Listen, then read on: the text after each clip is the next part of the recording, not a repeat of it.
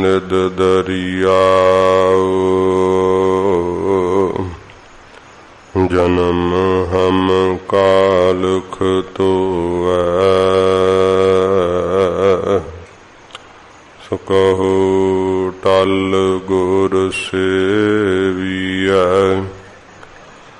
अहनिस सहज सुबाए दर्शन परसे गुरु का जन्म मरण दुख जाए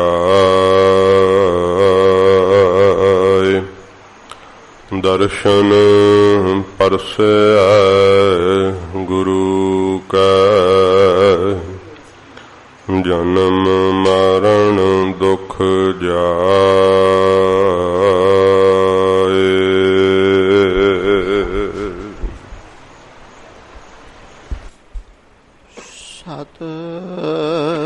सतनाम श्री वाहेगुरु साहेब जियो गौड़े महला पहला डर घर घर डर डर डर जाए सो डर के जित डर डर पाए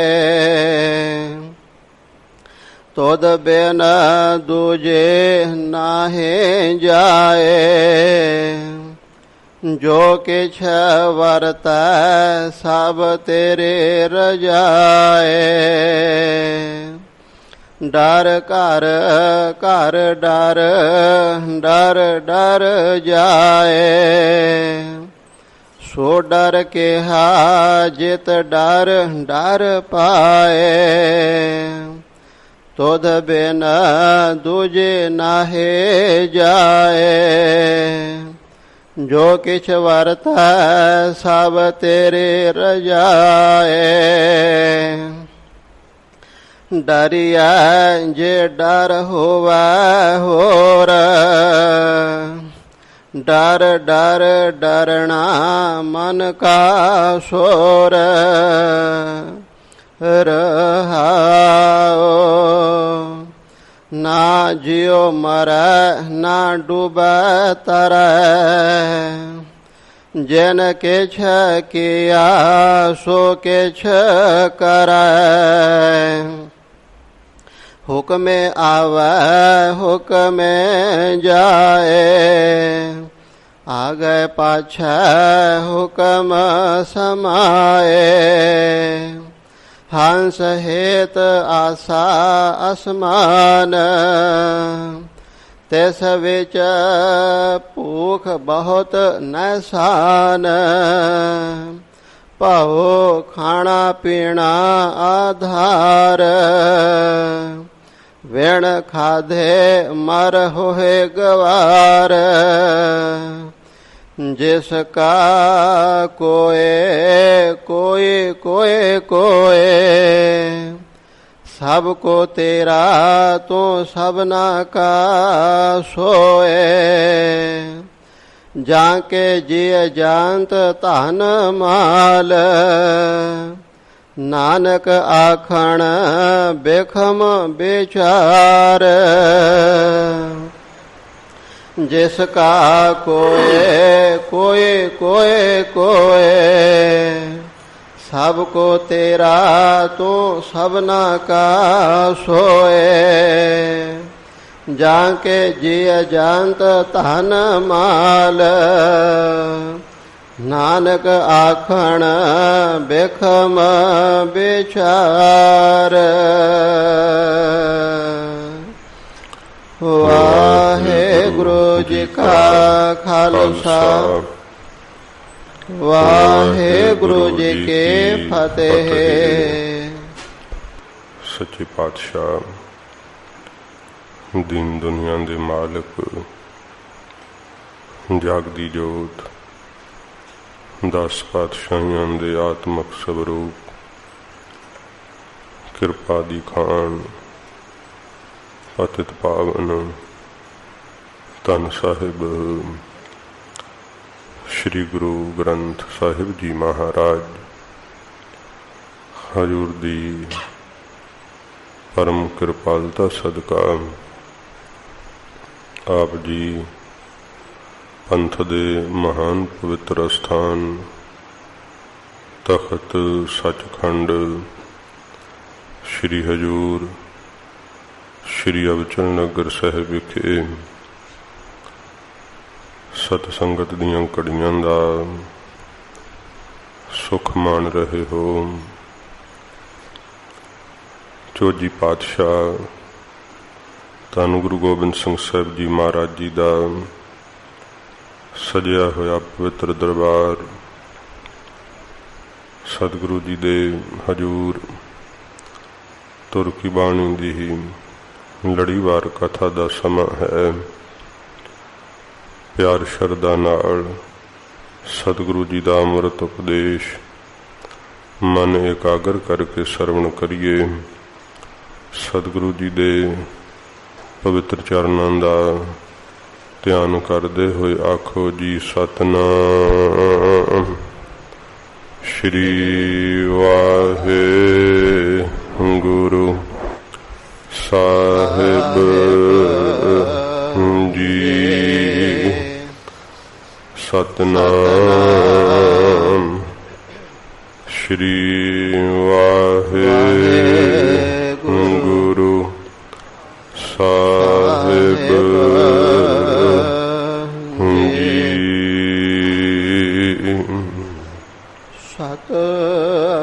सतनाम श्री वाहे गुरु जी। गौड़े महला पहला। सच्चे पातशाह जगत दे मालक धन गुरु नानक साहिब जी महाराज गौड़ी राग दे अंदर सतगुरु जी अपने श्री कंठ तो पवित्र उपदेश की बख्शिश करते हैं। डर कर कर डर डर डर जाए। जिस वक्त सतगुरां जी ने कौड़े राक्ष नूं उपदेश बख्शिश किया है, सच्चे पातशाह जी महाराज जी ने जदों कौड़े ने कहा कि महाराज मैनू तां भै आया आप जी तो। सतगुरु जी कहंदे कौड़िया निरंकार दा डर धारना बड़ा औखा है। सतगुरां जी ने फिर किन्ना दुष्तर वै परमेश्वर दा डर धारना वो महाराज जी ने दसिया। फिर आखिया कि पै बिन कोई न लंघस पार, वाहिगुरु दा डर धारे तो बिना कौड़िया कोई भी संसार समुंदर तो पार नहीं लंघ सकता है। वाहिगुरु जी दे डर नूं किवें धारण किया जावे, ये कौड़े ने महाराज जी दे कोल फिर बेनती की है, प्रश्न किया है कि महाराज वाहिगुरु दा डर किवें धारण किया जा सकता है, जिहदे इड्डे लाभ आपने दसे है। क्योंकि ये सारी जिन्नी सृष्टि है साध संगत जी, महाराज ने कहा कि सगल समग्री डरहे व्यापी, बिन डर करना हारा। जिहड़ा मौत का डर है ना, वो सारी सृष्टि नूं व्याप रहा है। जिहड़ा प्रभु का डर धारण करना ना, ये बड़ा औखा है। उवें तां सारा कुछ ही डर विच ही चल रहा है, पर जीव जिहड़ा है वो वाहिगुरु दा डर मनदा नहीं। जे वाहिगुरु दे डर नूं धारण कर लवे तो फिर महाराज कहंदे इहदे साडे डर चुके जांदे।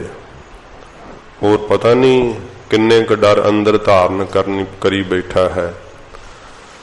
हजूर ने बाणी विच कहा धरती भी डर विच ही है, इंद्र ਚੰਦਰਮਾ, ਬ੍ਰਹਮਾ, शिव जी, विष्णु सब डर विच ही हन। सगल समग्री डरे व्यापी। उन्होंने किसी नूं आपदी पदवी दे खुस जाण दा डर वै, किसी नूं जिवें जीव देह दे मरण दा ही किड्डा वड्डा डर वै। ये डर नहीं मन विचों निकलदे। ते इन्हां डरां नूं खत्म किवें कीता जा सकदा है, वो सतगुरु जी हुण दसणगे गरीब नवाज। जिहड़ी कायनात विच हरकत हो रही है, ये सब कुछ परमेश्वर दे भै विच ही हो रही है। महाराज ने आख्या भै विच पवन वह सदवाओ, भै विच चलै लख दरियाओ, भै विच अगन कढै वेगार, भै विच धरती दब्बी भार, सगलिया भौ लिखिया सिर लेख, नानक निरभौ निरंकार सच एक। जे निर्भौ है तो वह परमेश्वर ही है, बाकी सब भै च ही है। ये वाहिगुरु दे भै विच सब चल रहे हैं भावें, पर जिहड़ा सचमुच ही परमेश्वर नूं साखियात कर लेना, हाजर नाजर जानना, डर मनना, ते फिर होर जिन्ने डर पए हुए हैं ना, वो सारे चुके जाते, सारे नाश हो जाते हैं। ये डर जिहड़ा है कि किवें धारण कीता जावे। सतगुरु जी दे कोलों वेख लो, राखश बिरती दे मालक उस कौडे ने पुछया है, ते महाराज जी दी कैसी ये पवित्र सत संगत जी अद्भुत शक्ति रखण वाली बाणी है कि जिन्हां नूं महाराज जी ने राखश बिरती तो देव बिरती कर दिता।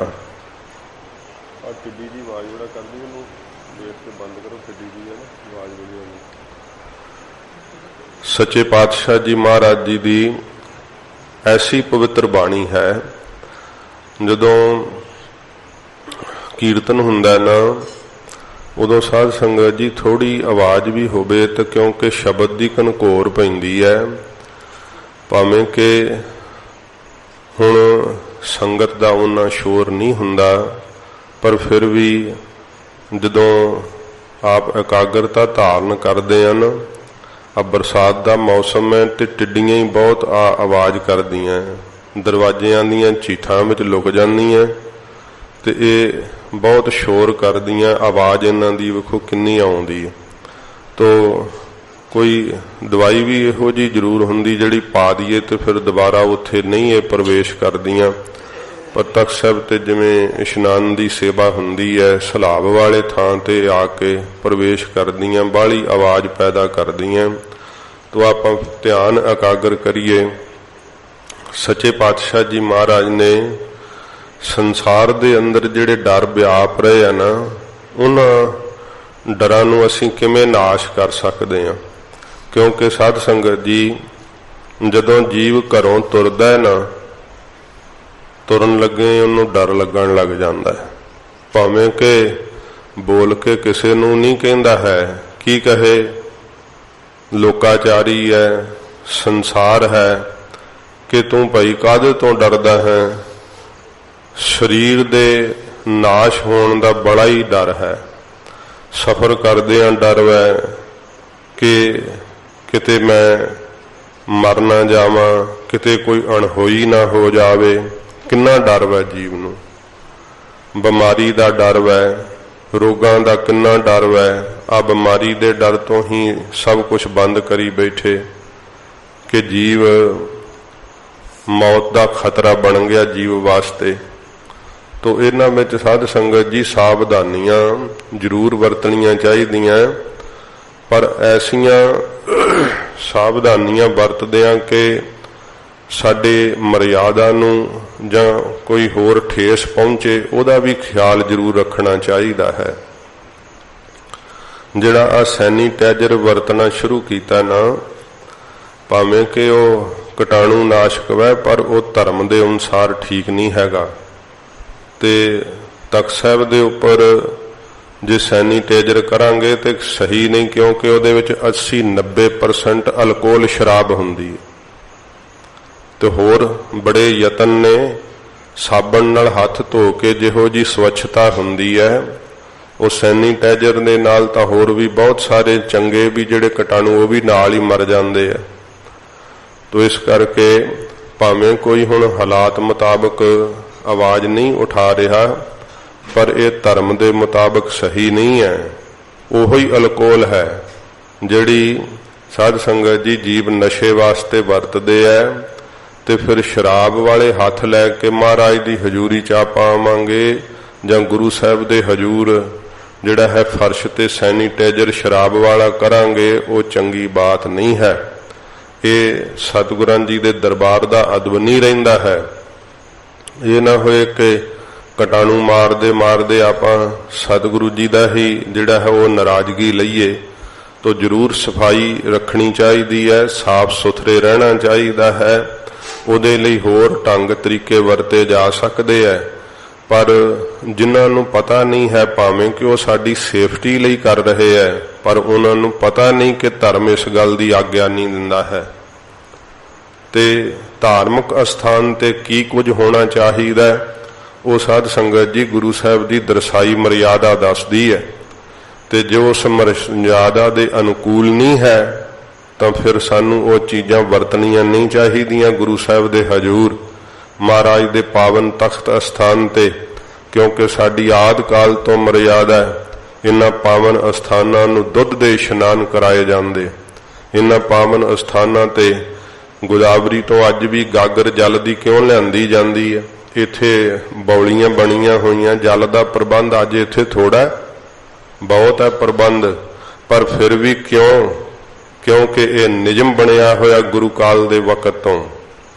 ਗੋਦਾਵਰੀ ਦਾ ਜਲ ਪਵਿੱਤਰ ਮੰਨਿਆ ਜਾਂਦਾ ਹੈ, ਭਾਵੇਂ ਕਿ ਫਿਰ ਵੀ ਹੁਣ ਤੁਸੀਂ ਸਾਰੇ ਸਥਾਨਕ ਵਾਸੀ ਰਹਿਣ ਵਾਲੇ ਜਾਣਦੇ ਆ ਕਿ ਗੋਦਾਵਰੀ ਦਾ ਜਲ ਉਹ ਰਹਿ ਹੀ ਨਹੀਂ ਗਿਆ, ਕਿਉਂਕਿ ਪਿੱਛੇ ਬੰਨ ਮਾਰ ਦਿੱਤਾ ਹੈ ਪ੍ਰਸ਼ਾਸਨ ਨੇ। ਤੇ ਫਿਰ ਕਿੰਨੇ ਜਿਹੜੇ ਆ ਉਹ ਗੰਦੇ ਨਾਲੇ ਤੱਕ ਜਿਹੜੇ ਆ ਉਹ ਸਿੱਟ ਦਿੱਤੇ ਆ ਗੋਦਾਵਰੀ ਦੇ ਅੰਦਰ। ਤੋ ਫਿਰ ਇਹ ਪ੍ਰੇਮੀਆਂ ਦੇ ਮਨ ਵਿੱਚ ਜ਼ਰੂਰ ਖਿਆਲ ਆਉਂਦਾ ਹੈ। ਤੇ ਗੁਰੂ ਸਾਹਿਬ ਜੀ ਦੇ ਇਸ਼ਨਾਨ ਲਈ ਫਿਰ ਗਾਗਰ ਕੁੰਡ ਜਿਹੜਾ ਮਹਾਂਪੁਰਖਾਂ ਬਣਾਇਆ, ਤੁਸੀਂ ਸਭ ਸੰਗਤਾਂ ਜਾਣਦੇ ਹੋ। ਉਸ ਗਾਗਰ ਕੁੰਡ ਵਿੱਚੋਂ ਉਹ ਕੁੰਡ ਇੱਥੇ ਵੀ ਬਣਾਇਆ ਜਾ ਸਕਦਾ ਸੀ, ਬੌਲੀਆਂ ਸਾਹਿਬ ਬਣੀਆਂ ਹੋਈਆਂ, ਪਰ ਗੋਦਾਵਰੀ ਦੇ ਅੰਦਰ ਹੀ ਉਹ ਕੁੰਡ ਕਿਉਂ ਬਣਾਇਆ ਗਿਆ? ਕਿਉਂਕਿ ਉਸ ਸਥਾਨ ਦੇ ਜਲ ਨੂੰ ਪਵਿੱਤਰ ਮੰਨਿਆ ਜਾਂਦਾ ਹੈ। ਇਸ ਕਰਕੇ ਅੱਜ ਵੀ ਉਸ ਕੁੰਡ ਤੋਂ ਜਲ ਦੀ ਗਾਗਰ ਆਉਂਦੀ ਹੈ। ਤੇ ਜਿੱਥੋਂ ਅਸੀਂ ਪਵਿੱਤਰਤਾ ਮੁੱਖ ਰੱਖ ਕੇ ਜਲ ਲੈ ਕੇ ਆਈਏ, ਫਿਰ ਗੁਰੂ ਸਾਹਿਬ ਜੀ ਦੇ ਇਸ਼ਨਾਨ ਦਾ ਜਿਹੜਾ ਜਲ ਹੈ ਉਹਨੂੰ ਅੰਮ੍ਰਿਤ ਜਾਣ ਕੇ ਕਿਉਂ ਭਾਈ ਸਾਰੇ ਪ੍ਰਾਪਤ ਕਰਦੇ ਆ, ਛਕਦੇ ਆ। ਜੇ ਤੁਸੀਂ ਕਹੋ ਕਿ ਕੀਟਾਣੂ ਮਾਰਨੇ ਤੇ ਸੈਨੀਟਾਈਜ਼ਰ ਕੀਤੇ ਦਾ ਕੋਈ ਪੀਵੇਗਾ, ਉਹ ਤਾਂ ਬੜੀਆਂ ਘਟਨਾਵਾਂ ਵੀ ਕਈ ਹੋਈਆਂ ਹਨ। ਤੋ ਇਸ ਕਰਕੇ ਤਖਤ ਸਾਹਿਬ ਦੇ ਉੱਪਰ ਭਾਈ, ਕਿਉਂਕਿ ਕਥਾ ਕਰਦਿਆਂ ਵੀ ਕਈ ਵਾਰ ਮੈਨੂੰ ਸਮੈਲ ਚੜੀ ਹੈ, ਤੋ ਬੇਨਤੀ ਹੈ ਕਿ ਸੈਨੀਟਾਈਜ਼ਰ ਜਿਹੜਾ ਹੈ ਉਹ ਤਖਤ ਸਾਹਿਬ ਤੇ ਨਾ ਕੀਤਾ ਜਾਵੇ। ਹੋਰ ਪਵਿੱਤਰਤਾ ਦੇ ਜਿਹੜੇ ਹਨ, ਸੁਚਮਤਾ ਦੇ ਢੰਗ ਤਰੀਕੇ ਬਹੁਤ ਸਾਰੇ ਹਨ। ਹੱਥ ਜਿਹੜੇ ਆ ਉਹ ਆਪਣੀ ਸਾਬਣ ਨਾਲ ਧੋ ਲੈਣੇ ਚਾਹੀਦੇ ਆ 2-3 ਵਾਰ ਤਖਤ ਸਾਹਿਬ ਤੇ ਆਉਣ ਲੱਗਿਆਂ। ਤੋ ਇਸ ਕਰਕੇ ਸਾਵਧਾਨੀਆਂ ਜ਼ਰੂਰ ਇਹੋ ਜਿਹੀਆਂ ਵਰਤੋ।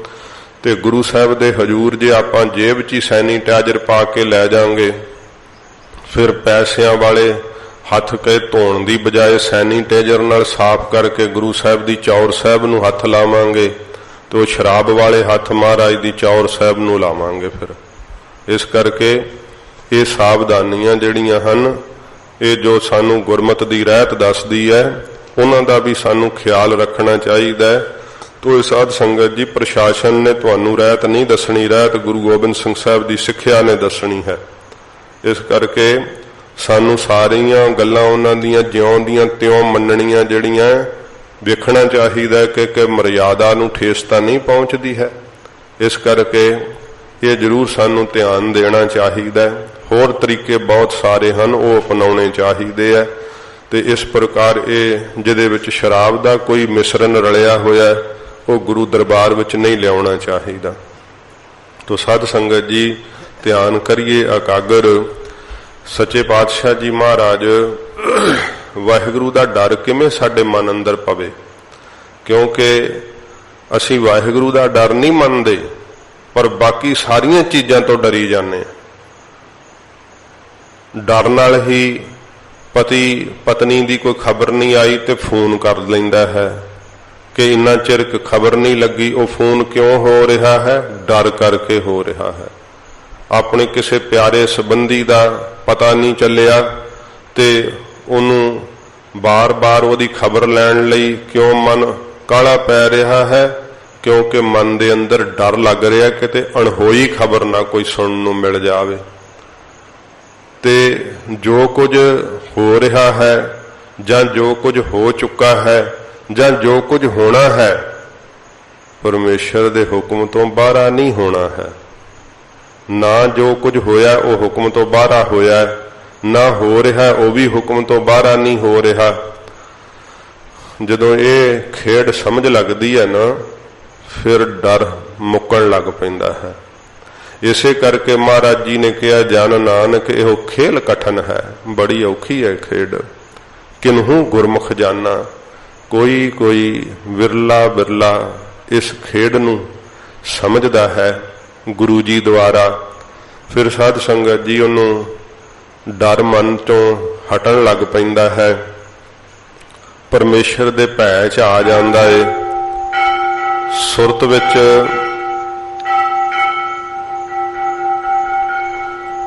वाहिगुरु दा डर उदों वसदा आ करके जदों परमेश्वर नूं कोल वेखदा है, अंग संग समझदा है।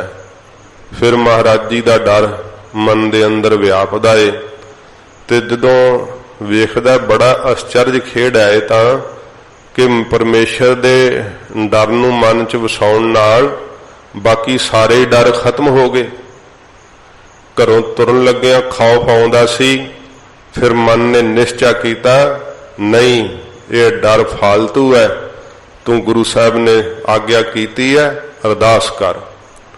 फिर अरदास करदा सतगुरां जी दे अगे, महाराज आप कृपा करके महाराज मेरी राखी करनी, अंग संग वरतना।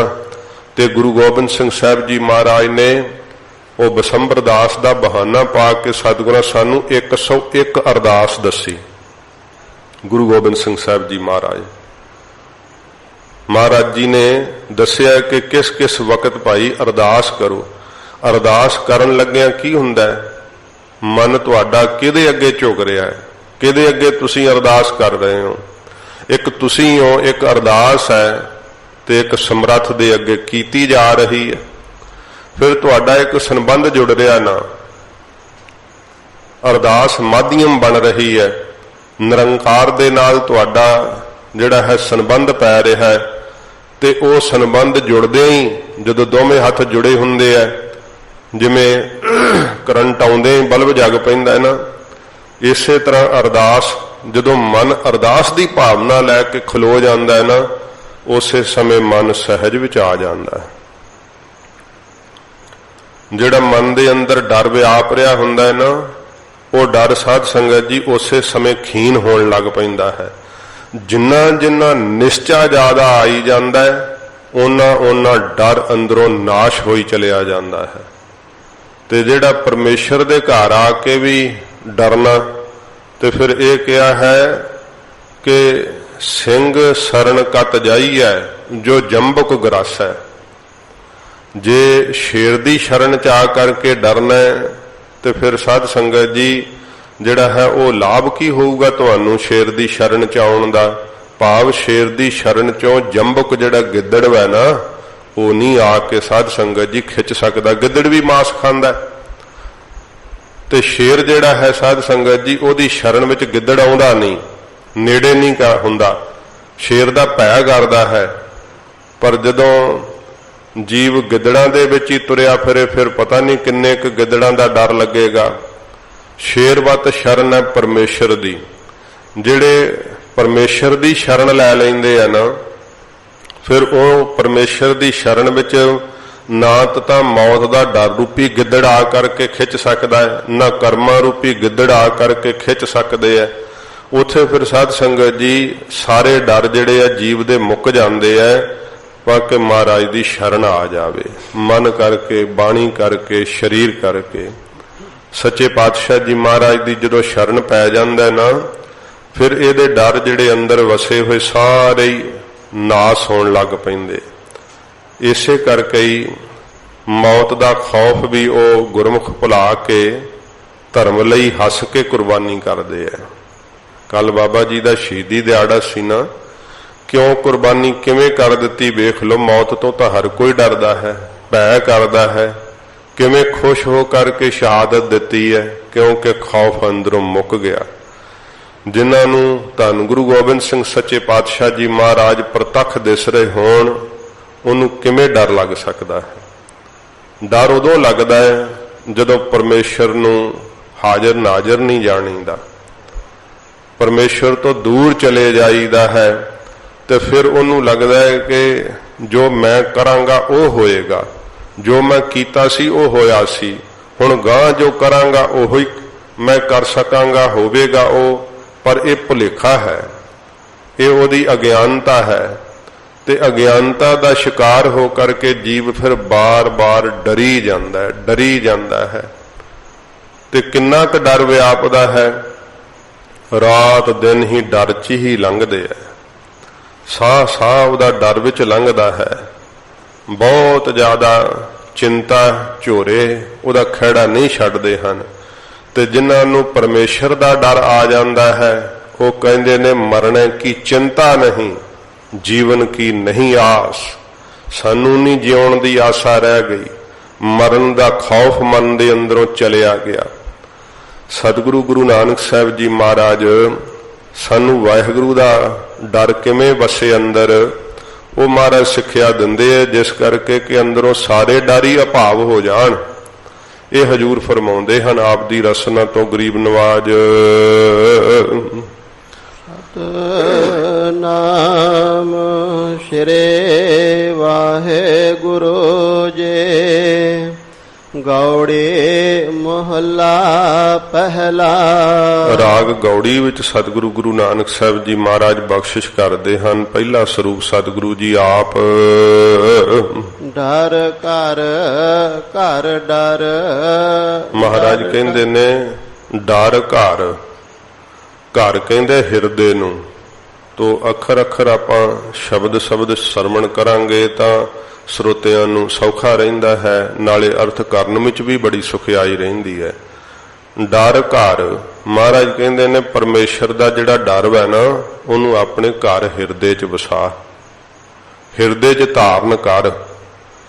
ਤੇ ਜਦੋਂ ਪਰਮੇਸ਼ਰ ਦਾ ਡਰ ਹਿਰਦੇ 'ਚ ਪਵੇ, ਫਿਰ ਸਾਧ ਸੰਗਤ ਜੀ ਪਰਮੇਸ਼ਰ ਨੇੜੇ ਦਿਸਦਾ ਹੈ।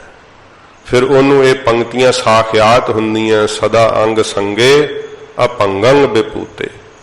जदों हृदय विच डर वसदा है, महाराज हृदय विच डर वसदा नहीं, फिर महाराज ने घर डर, पहला कहा डर घर, दूसरा शब्द है घर डर। महाराज कहते डर च ही अपना घर भाल है। निश्चयवाचक सतगुरु जी कहते कि जिथे तू रहना है, तेरे आले दुआले है, जदों तू बोलन लगदा ना, डर पा अपनी बाणी विच, डर के बोल परमेश्वर तो। जदों तेरे बोलों में डर वसेगा, तो फिर तू तेरा जिहड़ा घर है ना, डर च ही पै जाएगा।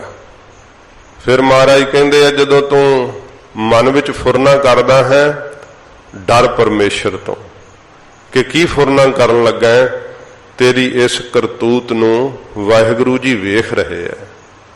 मन दे अंदर भय कर, शरीर दे अंदर डर पा। ते जदों शरीर करके, मन करके, बाणी करके तू डर च ही घर कर लेंगा अपना, तो महाराज कहते तेरे फिर हृदय विच भी आ करके ना डर ही वस जाना है। परमेश्वर तो डर के बोलते हैं। साध संगत जी अज्ञानी पुरख का बोलना जिहड़ा ना, उहदा अपनी माया दे हंकार करके बोलना हुंदा है, अपनी उच्ची जाति दे करके बोलना हुंदा है, आपदे रुतबे दे मान करके बोलना हुंदा है। मन विच गुरमुख ख्याल करदे आ, भावें किड्डे अहुदे ते होण, कि किते मेरे बोलां विच मेरे अहुदे दा हंकार ते नहीं बोल रहा, किरे मेरे अंदर मेरी जाति दा अभिमान ते नहीं बोल रहा, किते मेरे अंदर मेरी इकट्ठी कीती हुई माया दा अहंकार ते नहीं बोल रहा, क्योंकि मन इन्ना गाफल हुंदा है, ਉਹਨੂੰ कही ਜਾਂਦਾ नहीं नहीं तू थोड़ो हंकार करदा, तू तो गुरमुख है, तेरी बाणी कौड़ी थोड़ो है, नहीं नहीं तू तो बड़े मिठे बोल बोलदा, हालांकि भावें कौड़े ही बोल बोलदा होवे, मन कहंदा नहीं तू बहुत चंगा है। आ जिहड़े हथ वेखण वाले आउंदे आ ना पखंडी, ये हथ फड़दे सारी पहला ये करनगे भी तेरा तो बहुत सुभाव चंगा है ते सारे तेरे नाल ही ईर्खा करदे है। वो कहंदा हाँ इन्ने पछाणिया ही मेरे मन की गल नूं भी तू तो बहुत गुणा नाल भरिया होया, बाकी सारे अवगण ही करदे है ते तेरे नाल बड़ा वैर करदे है। फिर कहण लग पैंदे बाबा जी आ तो बड़ी गल चंगी पछाणी, तुसीं बहुत अंतरजामी हो, वेख के दसो ना। वो फिर पता कर समझ लैंदा है कि हुण इहनूं मेरे जाल च फस गया है। ते गुरमुख इस गल नूं जाणदे है कि सारे चंगे है, मैं बुरा हाँ, मन नूं वेख लैंदे है ना, अंदर निगाह पैण लग पैंदी है ना। ते फिर साध संगत जी जदों अपना आप दिसण लग पैंदा है ते सचमुच ही मन वाहिगुरू तो डरन लग जांदा है। महाराज मैं तां इन्ना औगणहारा हाँ, औगण नूं वेख वेख के डर लगदा फिर कि पिछले कीते हुए गुनाह जिहड़े मैं डर नहीं धारिया, गुनाह कर लए, उन्हां तो मन डरन लग पैंदा है। ते जदों फिर महाराज साहब जी नूं वेख करके भै करदा है, पिछले गुनाह परमेश्वर दी होंद नूं साखियात करने करके मिटण लग पैंदे है, अगे तो गुनाह होने बंद हो जांदे है। की हुंदा है? हृदय पवित्र होण लग पैंदा है, स्वच्छ होण लग पैंदा है। ते सतगुरु जी कहंदे ने जे हृदय विच डर नहीं पैंदा तो तू डर च ही घर पा ला अपना। बोलन लग्या डर, सोचण लग्या डर, शरीर करके डर। जदों तू डरी जावेंगा परमेश्वर तो बार बार, फिर तेरा सदा लई डर मुकना है। सच्चे पातशाह जी महाराज कहंदे है फिर की होवेगा? हजूर फरमाउंदे हन डर डर जाए। फिर महाराज कहंदे डर डर जाए। जेड़ा डर तेनू डराउंदा है ना, वो आपे ही डर सहम के दौड़ जाएगा तेरे अंदरों, डर डर के ही निकल जाएगा। डर तो तू डर रहा ना, डर नू डर लगन लग पैना है, भै नू भै लगन लग पैना है। किहड़ियां चीजां तेनू भै लाउंदियां ने? मौत भै लाउंदी है, उन्हें कंबल लग जाना है, डरेगी मौत। साध संगत जी उस सीन नू चेते करिए जदों मौत कंबदी है अगे, वो भी थर थर कंबदी हथ जोड़ करके। जदों चमकौर साहब का युद्ध हुंदा होवेगा, पता है कि जिन्हें बाहर निकलना है जींदे वापस नहीं आना है, सब नू पता है। जदों चमकौर साहब की गढ़ी का दरवाजा खुलिया होवेगा, बाबा अजीत सिंह साहब जी 8 ਸਿੰਘਾਂ ਦੇ ਸਮੇਤ जदों इस ध्वज के थल्ले, अष्टभुजी ध्वज के थल्ले उस रण तत्ते विच निकले होणगे, साहबजादे दे शरीर ते पहने हुए शस्त्र भी वेख के मौत कंबदी होवेगी। यमराज भी भै करदा होवेगा, क्योंकि वह मौत के खौफ तो परे ने। जिन्हां नूं वेख करके मौत भी डरदी है, कोल नहीं आउंदी है। ये सच्चे पातशाह जी महाराज कहंदे तैनूं डराउण वालियां चीजां ने जिहड़ियां, वो भी डरन लग जाणगियां तेरे तो, मौत भी खौफ करेगी। होर जिन्ने तेनू डर व्यापदे है, भरम करके डरदा है, भरम ही तेरे नेड़े नहीं आएगा, खौफ करेगा तेरे तो, लागे नहीं आवेगा। हनेरे तो डरदा है ना, क्योंकि दिसदा नहीं, ते हनेरे दा भै करदा है। बच्चे वेखो हनेरे च जिहड़ा वो माता पिता दी उंगल छड्ड के नहीं इधर उधर जांदे, इवें जीव दे अंदर दी हालत भी वो बच्चियां वर्गी हुंदी है। बाहरों भावें सियाणा हो जांदा है, पर डर नहीं इहदे अंदरों निकलदा। सतगुरु जी कहंदे वो हनेरे दा डर भी तेरे अंदरों चले जाना, क्योंकि तैनू सब कुछ ही अंदर मुखी दिसन लग पैना है। वो भी डर तेरे अंदरों खत्म हो जाएगा। किसी तरह का शरीर नू कष्ट होना, वो अनेकों प्रकार दीयां साध संगत जी कारण बनते हैं, तो उन्हां सारे कारणों तो जीव डरदा ही रहिंदा है। चाहे घर च बैठा है, चाहे सफर करदा है, सब थावां ते सुत्तियां पिया, उठदियां बहिंदियां, सब कुछ इनू खांदियां पींदियां डर ही लगदा रहिंदा हर वेले। ते जिहड़ा मनुख ये सोचदा है कि मैनू डर नहीं, ਪਰ ਸਾਧ ਸੰਗਤ ਜੀ ਇਹ ਡਰ ਵਿੱਚ ਹੀ ਜੇ ਇਹਨੂੰ ਡਰਨਾ ਨਾ ਹੋਵੇ ਤੇ ਬਹੁਤ ਪ੍ਰਫੁੱਲਤ ਹੋਵੇ ਇਹ ਜੀਵ। ਮੌਤ ਦੇ ਖੌਫ ਕਰਕੇ, ਅਨੇਕਾਂ ਪ੍ਰਕਾਰ ਦੇ ਡਰ ਕਰਕੇ ਇਹਦੀ ਬੁੱਧੀ ਸੰਕੀਰਣ ਹੋਈ ਰਹਿੰਦੀ ਹੈ। ਤਾਂ ਹੀ ਤਾਂ ਇਹਨੂੰ ਗਾਫਲਤਾ ਹੀ ਰਹਿੰਦੀ ਹੈ, ਸੁਝਦਾ ਕੱਖ ਵੀ ਨਹੀਂ। ਜਦੋਂ ਪਰਮੇਸ਼ਰ ਦਾ ਡਰ ਪੈਂਦਾ ਹੈ ਤੇ ਉਸ ਡਰ ਵਿੱਚ ਐਸੀ ਅਚਰਜਤਾ ਆਈ ਹੈ ਕਿ ਬਾਕੀ ਸਾਰੇ ਡਰ ਮੁੱਕ ਜਾਂਦੇ, ਸਾਰੇ ਡਰ ਖਤਮ ਹੋ ਜਾਂਦੇ ਹੈ ਤੇ ਬੁੱਧੀ ਵਿਸ਼ਾਲ ਹੋਣ ਲੱਗ ਪੈਂਦੀ ਹੈ, ਗਿਆਨ ਆਉਣ ਲੱਗ ਪੈਂਦਾ ਹੈ। ਪਰਮੇਸ਼ਰ ਦੇ ਡਰ ਦੇ ਨਾਲ ਇਹ ਕਲਾ ਵਰਤਦੀ ਹੈ। ਦੇਖ ਲਓ, ਵਾਹਿਗੁਰੂ ਦਾ ਭੈ ਅੰਦਰ ਪੈਂਦਿਆਂ ਹੀ ਮਹਾਰਾਜ ਕਹਿੰਦੇ ਸਾਰੇ ਡਰ ਜਿਹੜੇ ਆ ਨਾ ਉਹ ਡਰ ਕੇ ਹੀ ਨਿਕਲ ਜਾਂਦੇ ਅੰਦਰੋਂ, ਸਹਿਮ ਕੇ ਹੀ ਦੌੜ ਜਾਂਦੇ ਆ ਕਿ ਹੁਣ ਤਾਂ ਭਾਈ ਇਹ ਪਰਮੇਸ਼ਰ ਦਾ ਭੈ ਮੰਨਣ ਲੱਗ ਪਿਆ, ਵਾਹਿਗੁਰੂ ਨੂੰ ਕੋਲ ਜਾਣਦਾ ਹੈ। ਇਹ ਡਰ ਵੀ ਇਸੇ ਕਰਕੇ ਮਹਾਰਾਜ ਚੰਬੇੜੇ ਹੋਏ ਆ ਕਿ ਜੀਵ ਨੂੰ ਸਾਡੇ ਸਰੂਪ ਤੱਕ ਪਹੁੰਚਣਾ ਜਿਹੜਾ ਨਾ ਉਹ ਗੁਰੂ ਦੀ ਦੀਖਿਆ ਲਵੇ, ਫਿਰ ਗੁਰੂ ਜੀ ਦੀ ਬਾਣੀ ਉਪਦੇਸ਼ ਨੂੰ ਕਮਾ ਕੇ ਡਰ ਨੂੰ ਮਾਰੇ ਅੰਦਰੋਂ, ਮੌਤ ਦੇ ਖੌਫ ਨੂੰ, ਸੰਸਾਰ ਦੇ ਖੌਫ ਨੂੰ। ਜਦੋਂ ਖੌਫ ਮਰਦਾ ਪਰਮੇਸ਼ਰ ਦੇ ਡਰ ਨਾਲ, ਫਿਰ ਵਾਹਿਗੁਰੂ ਜੀ ਦਿਸਣ ਲੱਗ ਪੈਂਦੇ ਆ। ਜਿਵੇਂ ਸਾਧ ਸੰਗਤ ਜੀ, ਬੱਚਾ ਡਰ ਨਾਲ ਘਬਰਾ ਜਾਵੇ, ਆਪਣੇ ਪਿਤਾ ਨੂੰ ਪੁਕਾਰੇ ਤੇ ਪਿਤਾ ਨੂੰ ਫਿਰ ਉਹਦੇ ਨਾਲ ਪਿਆਰ ਆਉਂਦਾ ਕਿ ਮੇਰਾ ਬੱਚਾ ਡਰ ਰਿਹਾ ਹੈ, ਉਸੇ ਵੇਲੇ ਰੌਸ਼ਨੀ ਕਰਕੇ ਉਹਨੂੰ ਆਪਣੇ ਕੰਠ ਲਾ ਲੈਂਦਾ ਹੈ ਕਿ ਵੇਖ ਹਨੇਰਾ ਨਹੀਂ ਹੈ, ਚਾਨਣੀ ਹੈ, ਤੂੰ ਮੇਰੀ ਗੋਦ ਵਿੱਚ ਹੈ।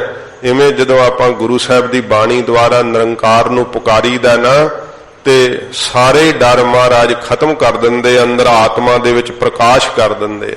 ਮਹਾਰਾਜ ਫਿਰ ਆਪਣੇ ਅਭੇਦ ਨਿਸ਼ਚੇ ਰੂਪੀ ਕੰਠ ਨਾਲ ਲਾ ਕੇ ਕਹਿੰਦੇ, ਸਿੱਖਾ ਤੂੰ ਮੇਰੀ ਗੋਦ 'ਚ ਹੈ, ਤੂੰ ਕਿਉਂ ਮੌਤ ਤੋਂ ਡਰਦਾ ਹੈ। ਸਾਰੇ ਹੀ ਖੌਫ ਮਹਾਰਾਜ ਖਤਮ ਕਰ ਦਿੰਦੇ ਆਪਦੇ ਕੰਠ ਲਾ ਕਰਕੇ। ਫਿਰ ਇਉਂ ਮਹਾਰਾਜ ਕਹਿੰਦੇ ਨੇ ਕਿ ਡਰ ਘਰ ਹਿਰਦੇ 'ਚ ਡਰ ਪਾ। ਤੇ ਫਿਰ ਮਹਾਰਾਜ ਕਹਿੰਦੇ ਜੇ ਹਿਰਦੇ 'ਚ ਨਹੀਂ ਡਰ ਪੈ ਰਿਹਾ ਨਾ, ਤੂੰ ਡਰ 'ਚ ਹੀ ਘਰ ਪਾ ਲੈ। ਫਿਰ ਮਨ ਬਾਣੀ ਸਰੀਰ ਕਰਕੇ ਡਰਨਾ ਸ਼ੁਰੂ ਕਰ ਦੇ। ਤੇ ਫਿਰ ਜਦੋਂ ਵਾਹਿਗੁਰੂ ਕੋਲੋਂ ਡਰੇਗਾ, ਸੱਚਮੁੱਚ ਤੇਰੇ ਅੰਦਰ ਡਰ ਪਵੇਗਾ ਪਰਮੇਸ਼ਰ ਦਾ, ਫਿਰ ਡਰ ਜਾਏ, ਡਰ ਵੀ ਤੇਰੇ ਅੰਦਰੋਂ ਡਰ ਕੇ ਹੀ ਚਲਿਆ ਜਾਵੇਗਾ, ਨਾਸ਼ ਹੋ ਜਾਵੇਗਾ ਤੇਰਾ ਡਰ। ਸੋ ਡਰ ਕਿਹਾ ਜਿਤ ਡਰ ਪਾਏ। ਮਹਾਰਾਜ ਕਹਿੰਦੇ ਸੋ ਡਰ ਕਿਹਾ, ਉਹ ਡਰ ਕਿਹੋ ਜਿਹਾ ਹੈ ਸੰਸਾਰ ਦਾ ਜਿਹਦੇ ਤੂੰ ਡਰ ਕੰਬੀ ਜਾਂਦਾ ਹੈ, ਘਬਰਾਈ ਜਾਂਦਾ ਹੈ। ਮਾਇਆ ਮੁੱਕ ਗਈ ਤਾਂ ਡਰ ਜਾਂਦਾ ਹੈ ਕੀ ਬਣੇਗਾ, ਕਿਸੇ ਨਾਲ ਕੋਈ ਤਗੜਾ ਦੁਸ਼ਮਣ ਬਣ ਜੇ ਤਾਂ ਡਰ ਜਾਂਦਾ ਹੈ ਕਿ ਖੌਰੇ ਮੈਨੂੰ ਮਾਰ ਹੀ ਨਾ ਦਵੇ। ਇਉਂ ਬਹੁਤੇ ਜ਼ਿਆਦੇ ਡਰ ਇਹਨੂੰ ਚੰਬੜੇ ਹੋਏ ਐ। ਹਜ਼ੂਰ ਕਹਿੰਦੇ ਨੇ ਇਹ ਕਹੇ ਜਿਹਾ ਮੌਤ ਦਾ ਖੌਫ ਹੈ ਕਿ ਡਰੀ ਜਾਂਦਾ। ਜੋ ਕੋਈ ਧਮਕੀ ਵੀ ਦੇ ਦੇ ਨਾ ਤੇ ਉਹ ਫਿਰ ਵੀ ਆ ਸਿਕਿਉਰਿਟੀਆਂ ਕਿੰਨੀਆਂ ਲਈ ਫਿਰਦੇ ਐ, ਬਹੁਤ ਜ਼ਿਆਦੀ ਪਾਪ ਕੀਤੇ ਆ ਨਾ, ਫਿਰ ਜੱਡ ਸੁਰੱਖਿਆ ਨਾਲ ਸੋਚਦੇ ਬਚ ਜਾਾਂਗੇ, ਪਰ ਕਾਲ ਤਾਂ ਕੱਢ ਹੀ ਲੈਂਦਾ। ਜਿੱਥੇ ਮਰਜੀ ਭਾਵੇਂ ਬੁਲਟ ਪ੍ਰੂਫ ਜੈਕਟਾਂ ਪਾਈਆਂ ਤੇ ਭਾਵੇਂ ਬੁਲਟ ਪ੍ਰੂਫ ਗੱਡੀਆਂ, ਕਾਲ ਕੱਢ ਹੀ ਲੈਂਦਾ ਜਿੱਥੇ ਮਰਜੀ ਜੀਵ ਚਲਿਆ ਜਾਏ। ਮਹਾਰਾਜ ਨੇ ਤਾਂ ਕਿਹਾ ਨਾ ਕਿ ਮਾਨਸ ਬੱਪਰਾ ਮੂਸਾ ਕੀਨੋ ਮੀਚ ਬਲਈਆ ਖਾਈ ਹੈ ਰੇ, ਮੌਤ ਰੂਪੀ ਬਿੱਲੀ ਖਾ ਹੀ ਜਾਂਦੀ ਹੈ। ਤੇ ਫਿਰ ਇਹ ਜੀਵ ਇੱਕ ਐਸਾ ਡਰ ਹੈ ਕਿ ਹਰ ਵੇਲੇ ਡਰੀ ਜਾਂਦਾ ਹੈ ਤੇ ਫਿਰ ਵੀ ਉਹਨਾਂ ਡਰਾਂ ਤੋਂ ਮੁਕਤ ਹੋਣ ਬਾਰੇ ਆਪਣੇ ਮਨ ਦੇ ਅੰਦਰ ਖਿਆਲ ਨਹੀਂ ਕਰਦਾ। ਇਸੇ ਪ੍ਰਕਾਰ ਹੀ ਇਹੀ ਪੰਕਤੀ, ਸੋ ਡਰ ਕਿਹਾ ਜਿਤ ਡਰ ਪਾਏ। ਕੌਡਾ ਰਾਖਸ਼ ਕਹਿੰਦਾ ਮਹਾਰਾਜ ਸੋ ਉਹ ਡਰ ਕਿਹਾ ਕੈਸਾ ਹੈ ਕਿ ਜਿਸ ਡਰ ਕਰਕੇ ਡਰ ਵੀ ਡਰ ਜਾਂਦਾ ਹੈ। ਮਹਾਰਾਜ ਵਾਹਿਗੁਰੂ ਦਾ ਡਰ ਕੈਸਾ ਅਸਚਰਜ ਹੈ ਕਿ ਜਿਸ ਕਰਕੇ ਡਰ ਵੀ ਅੰਦਰੋਂ ਡਰ ਜਾਂਦਾ ਹੈ, ਭੈ ਵੀ ਅੰਦਰੋਂ ਜਿਹੜਾ ਮੌਤ ਦਾ ਖੌਫ ਹੈ ਉਹ ਵੀ ਖੰਭ ਲਾ ਕੇ ਉੱਡ ਜਾਂਦਾ, ਨਿਕਲ ਹੀ ਜਾਂਦਾ ਹੈ। ਇਹ ਐਸਾ ਅਸਚਰਜ ਡਰ ਹੈ ਪਰਮੇਸ਼ਰ ਦਾ। ਫਿਰ ਇਸੇ ਪ੍ਰਕਾਰ ਹੀ ਸੋ ਡਰ ਕਿਹਾ ਜਿਤ ਡਰ ਪਾਏ। ਇਹ ਕਿਹਾ ਪ੍ਰਸ਼ਨ ਹੈ ਮਹਾਰਾਜ, ਉਹ ਜਿਹੜਾ ਡਰ ਤੁਸੀਂ ਦੱਸਿਆ ਪਰਮੇਸ਼ਰ ਦਾ, ਉਹ ਕਿਹਾ ਕਿਸ ਤਰ੍ਹਾਂ ਪ੍ਰਾਪਤ ਹੁੰਦਾ ਹੈ ਮਹਾਰਾਜ, ਜਿਸ ਕਰਕੇ ਕਿ ਅੰਦਰੋਂ ਡਰ ਵੀ ਸਾਰੇ ਡਰ ਕੇ ਭੱਜ ਜਾਂਦੇ ਆ। ਤੁਧ ਬਿਨ ਦੂਜੇ ਨਾਹੇ ਜਾਏ। ਮਹਾਰਾਜ ਸੱਚੇ ਪਾਤਸ਼ਾਹ ਜੀ ਨੂੰ ਪੁੱਛਿਆ ਕਿ ਕਿਸ ਤਰ੍ਹਾਂ ਮਹਾਰਾਜ ਪ੍ਰਾਪਤ ਹੁੰਦਾ ਹੈ ਉਹ ਡਰ, ਤੇ ਹਜੂਰ ਹੁਣ ਦੱਸਦੇ ਆ ਕਿ ਕੌਡਿਆ ਬੇਨਤੀ ਕਰਨੀ ਚਾਹੀਦੀ ਹੈ ਵਾਹਿਗੁਰੂ ਦੇ ਅੱਗੇ ਕੀ ਬੇਨਤੀ ਕਰੀਏ? ਹਜੂਰ ਫਰਮਾਉਂਦੇ ਹਨ, ਤੁਧ ਬਿਨ ਦੂਜੇ ਨਾਹੇ ਜਾਏ। ਹੇ ਵਾਹਿਗੁਰੂ, ਤੇਰੇ ਤੋਂ ਬਿਨਾ ਮੈਨੂੰ ਦੂਜੀ ਜਾਏ ਜਗ੍ਹਾ ਨਹੀਂ ਹੈ, ਕੋਈ ਥਾਂ ਨਹੀਂ ਮੈਨੂੰ ਤੇਰੇ ਤੋਂ ਬਿਨਾ ਹੋਰ, ਕੇਵਲ ਮੈਨੂੰ ਤਾਂ ਤੇਰਾ ਹੀ ਥਾਂ ਹੈ, ਤੇਰਾ ਹੀ ਆਸਰਾ ਹੈ। ਜਦੋਂ ਇਹ ਬੇਨਤੀ ਕਰੀਏ ਨਾ ਤੇ ਫਿਰ ਸਾਧ ਸੰਗਤ ਜੀ ਮਨ ਤੋਂ ਕੀਤੀ ਹੋਈ ਬੇਨਤੀ ਪ੍ਰਭੂ ਦੇ ਦਰ ਥਾਂ ਪੈਂਦੀ ਹੈ। ਸੱਚੇ ਪਾਤਸ਼ਾਹ ਜੀ ਮਹਾਰਾਜ ਵੇਖਦੇ ਹੈ ਕਿ ਇਹਨੂੰ ਸਾਡੇ ਤੋਂ ਬਿਨਾ ਹੋਰ ਕੋਈ ਜਾਏ ਜਗ੍ਹਾ ਨਹੀਂ ਰਹਿ ਗਈ।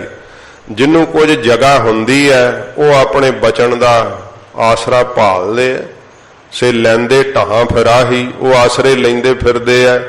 ਕਦੇ ਕੋਈ ਮਾਇਆ ਦਾ ਆਸਰਾ ਲੈਂਦਾ ਹੈ, ਕੋਈ ਸੰਬੰਧੀਆਂ ਦਾ ਆਸਰਾ ਲੈਂਦਾ ਹੈ। ਸਤਿਗੁਰੂ ਜੀ ਕਹਿੰਦੇ ਬੇਨਤੀ ਕਰਨੀ ਚਾਹੀਦੀ ਹੈ ਕਿ ਵਾਹਿਗੁਰੂ ਤੇਰੇ ਤੋਂ ਬਿਨਾ ਮੈਨੂੰ ਕੋਈ ਜਾਏ ਹੋਰ ਜਗ੍ਹਾ ਨਹੀਂ ਹੈ। ਮਹਾਰਾਜ ਮੈਂ ਤਾਂ ਸਾਰੇ ਦਰ ਛੱਡ ਕੇ ਤੇਰਾ ਹੀ ਦਰ ਗ੍ਰਹਿਣ ਕਰ ਲਿਆ ਹੈ, ਹੋਰ ਕਿੱਥੇ ਜਾਵਾਂ ਮੈਂ, ਕਿਹਦੇ ਕੋਲ ਸ਼ਰਨ ਲਵਾਂ? ਤੇਰੀ ਕੇਵਲ ਇਹ ਸਤ ਸੰਗਤ ਰੂਪੀ ਜਾਏ ਜਗ੍ਹਾ ਵਾਹਿਗੁਰੂ ਮੈਨੂੰ ਪ੍ਰਾਪਤ ਹੋਈ ਹੈ, ਤੇ ਹੋਰ ਕੋਈ ਮੇਰੇ ਕੋਲ ਜਾਏ ਜਗ੍ਹਾ ਨਹੀਂ। ਆਪ ਜੀ ਦੇ ਹੀ ਸ਼ਰਨ ਵਿੱਚ ਸੱਚੇ ਪਾਤਸ਼ਾਹ ਮੈਂ ਇਹ ਧਾਰ ਕਰਕੇ ਆਇਆ, ਬਾਕੀ ਸਭ ਆਸਰੇ ਮੇਰੇ ਮਹਾਰਾਜ ਛੁੱਟ ਗਏ ਹੈ, ਤੁਹਾਡੇ ਤੋਂ ਬਿਨਾ ਮੈਨੂੰ ਹੋਰ ਕੋਈ ਥਾਂ ਨਹੀਂ ਹੈ ਮੁਕਤ ਹੋਣ ਵਾਸਤੇ। ਜੋ ਕਿਛ ਵਰਤੈ ਸਭ ਤੇਰੇ ਰਜਾਏ। ਫਿਰ ਇਹ ਮਹਾਰਾਜ ਕਹਿੰਦੇ ਭਾਈ ਮਨ ਦੇ ਅੰਦਰ ਉਪਦੇਸ਼ ਗ੍ਰਹਿਣ ਕਰੇ, ਜਦੋਂ ਇਹ ਸ਼ਰਧਾ ਕਰਕੇ ਅਰਦਾਸ ਕਰੇ ਨਾ ਕਿ ਮਹਾਰਾਜ ਕੋਈ ਜਾਏ ਜਗ੍ਹਾ ਨਹੀਂ ਤੇਰੇ ਤੋਂ ਬਿਨਾ, ਹਜੂਰ ਕਹਿੰਦੇ ਫਿਰ ਰਜਾ ਦਾ ਗੁਣ ਪ੍ਰਾਪਤ ਹੁੰਦਾ ਹੈ। ਉਹ ਰਜਾ ਕੈਸੀ ਹੈ? ਫਿਰ ਪੜੋ ਪੰਕਤੀ, ਜੋ ਕਿਛ ਵਰਤੈ ਸਭ ਤੇਰੇ ਰਜਾਏ। ਕਿ ਜੋ ਕੁਝ ਵਰਤ ਰਿਹਾ ਹੈ ਨਾ ਸੰਸਾਰ ਦੇ ਅੰਦਰ ਵਾਹਿਗੁਰੂ ਸਭ ਤੇਰੀ ਰਜਾ ਹੈ। ਇਹ ਹੈ ਸਾਧ ਸੰਗਤ ਜੀ ਸ਼ਰਨ ਪੈਣ ਦਾ ਪਹਿਲਾ ਗੁਣ, ਕਿ ਮਹਾਰਾਜ ਦੀ ਰਜਾ ਚ ਮਨ ਆ ਜਾਂਦਾ ਹੈ। ਜਦੋਂ ਰਜਾ ਚ ਨਹੀਂ ਹੁੰਦਾ ਕੰਬੀ ਜਾਂਦਾ ਜੀਵ, ਫਿਰ ਡਰੀ ਜਾਂਦਾ ਹੈ।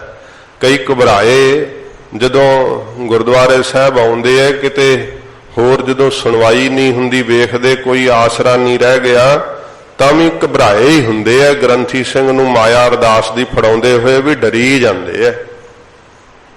ਜਦੋਂ ਅਰਦਾਸ ਵਿੱਚ ਖਲੋਂਦੇ ਆ, ਕੋਈ ਜਪ ਤਪ ਦੀ ਕਣੀ ਹੋਵੇ ਤੇ ਫਿਰ ਮਹਾਰਾਜ ਦੀ ਕਿਰਪਾ ਨਾਲ ਹੁਕਮਨਾਮਾ ਸਾਹਿਬ ਸੁਣਦਿਆਂ ਮਨ ਰਜਾ ਚ ਆਉਂਦਾ ਹੈ ਕਿ ਮਹਾਰਾਜ ਆਪ ਦੇ ਹੁਕਮ ਨੂੰ ਮਿੱਠਾ ਕਰਕੇ ਮੰਨਣ ਦਾ ਬਲ ਬਖਸ਼ੋ।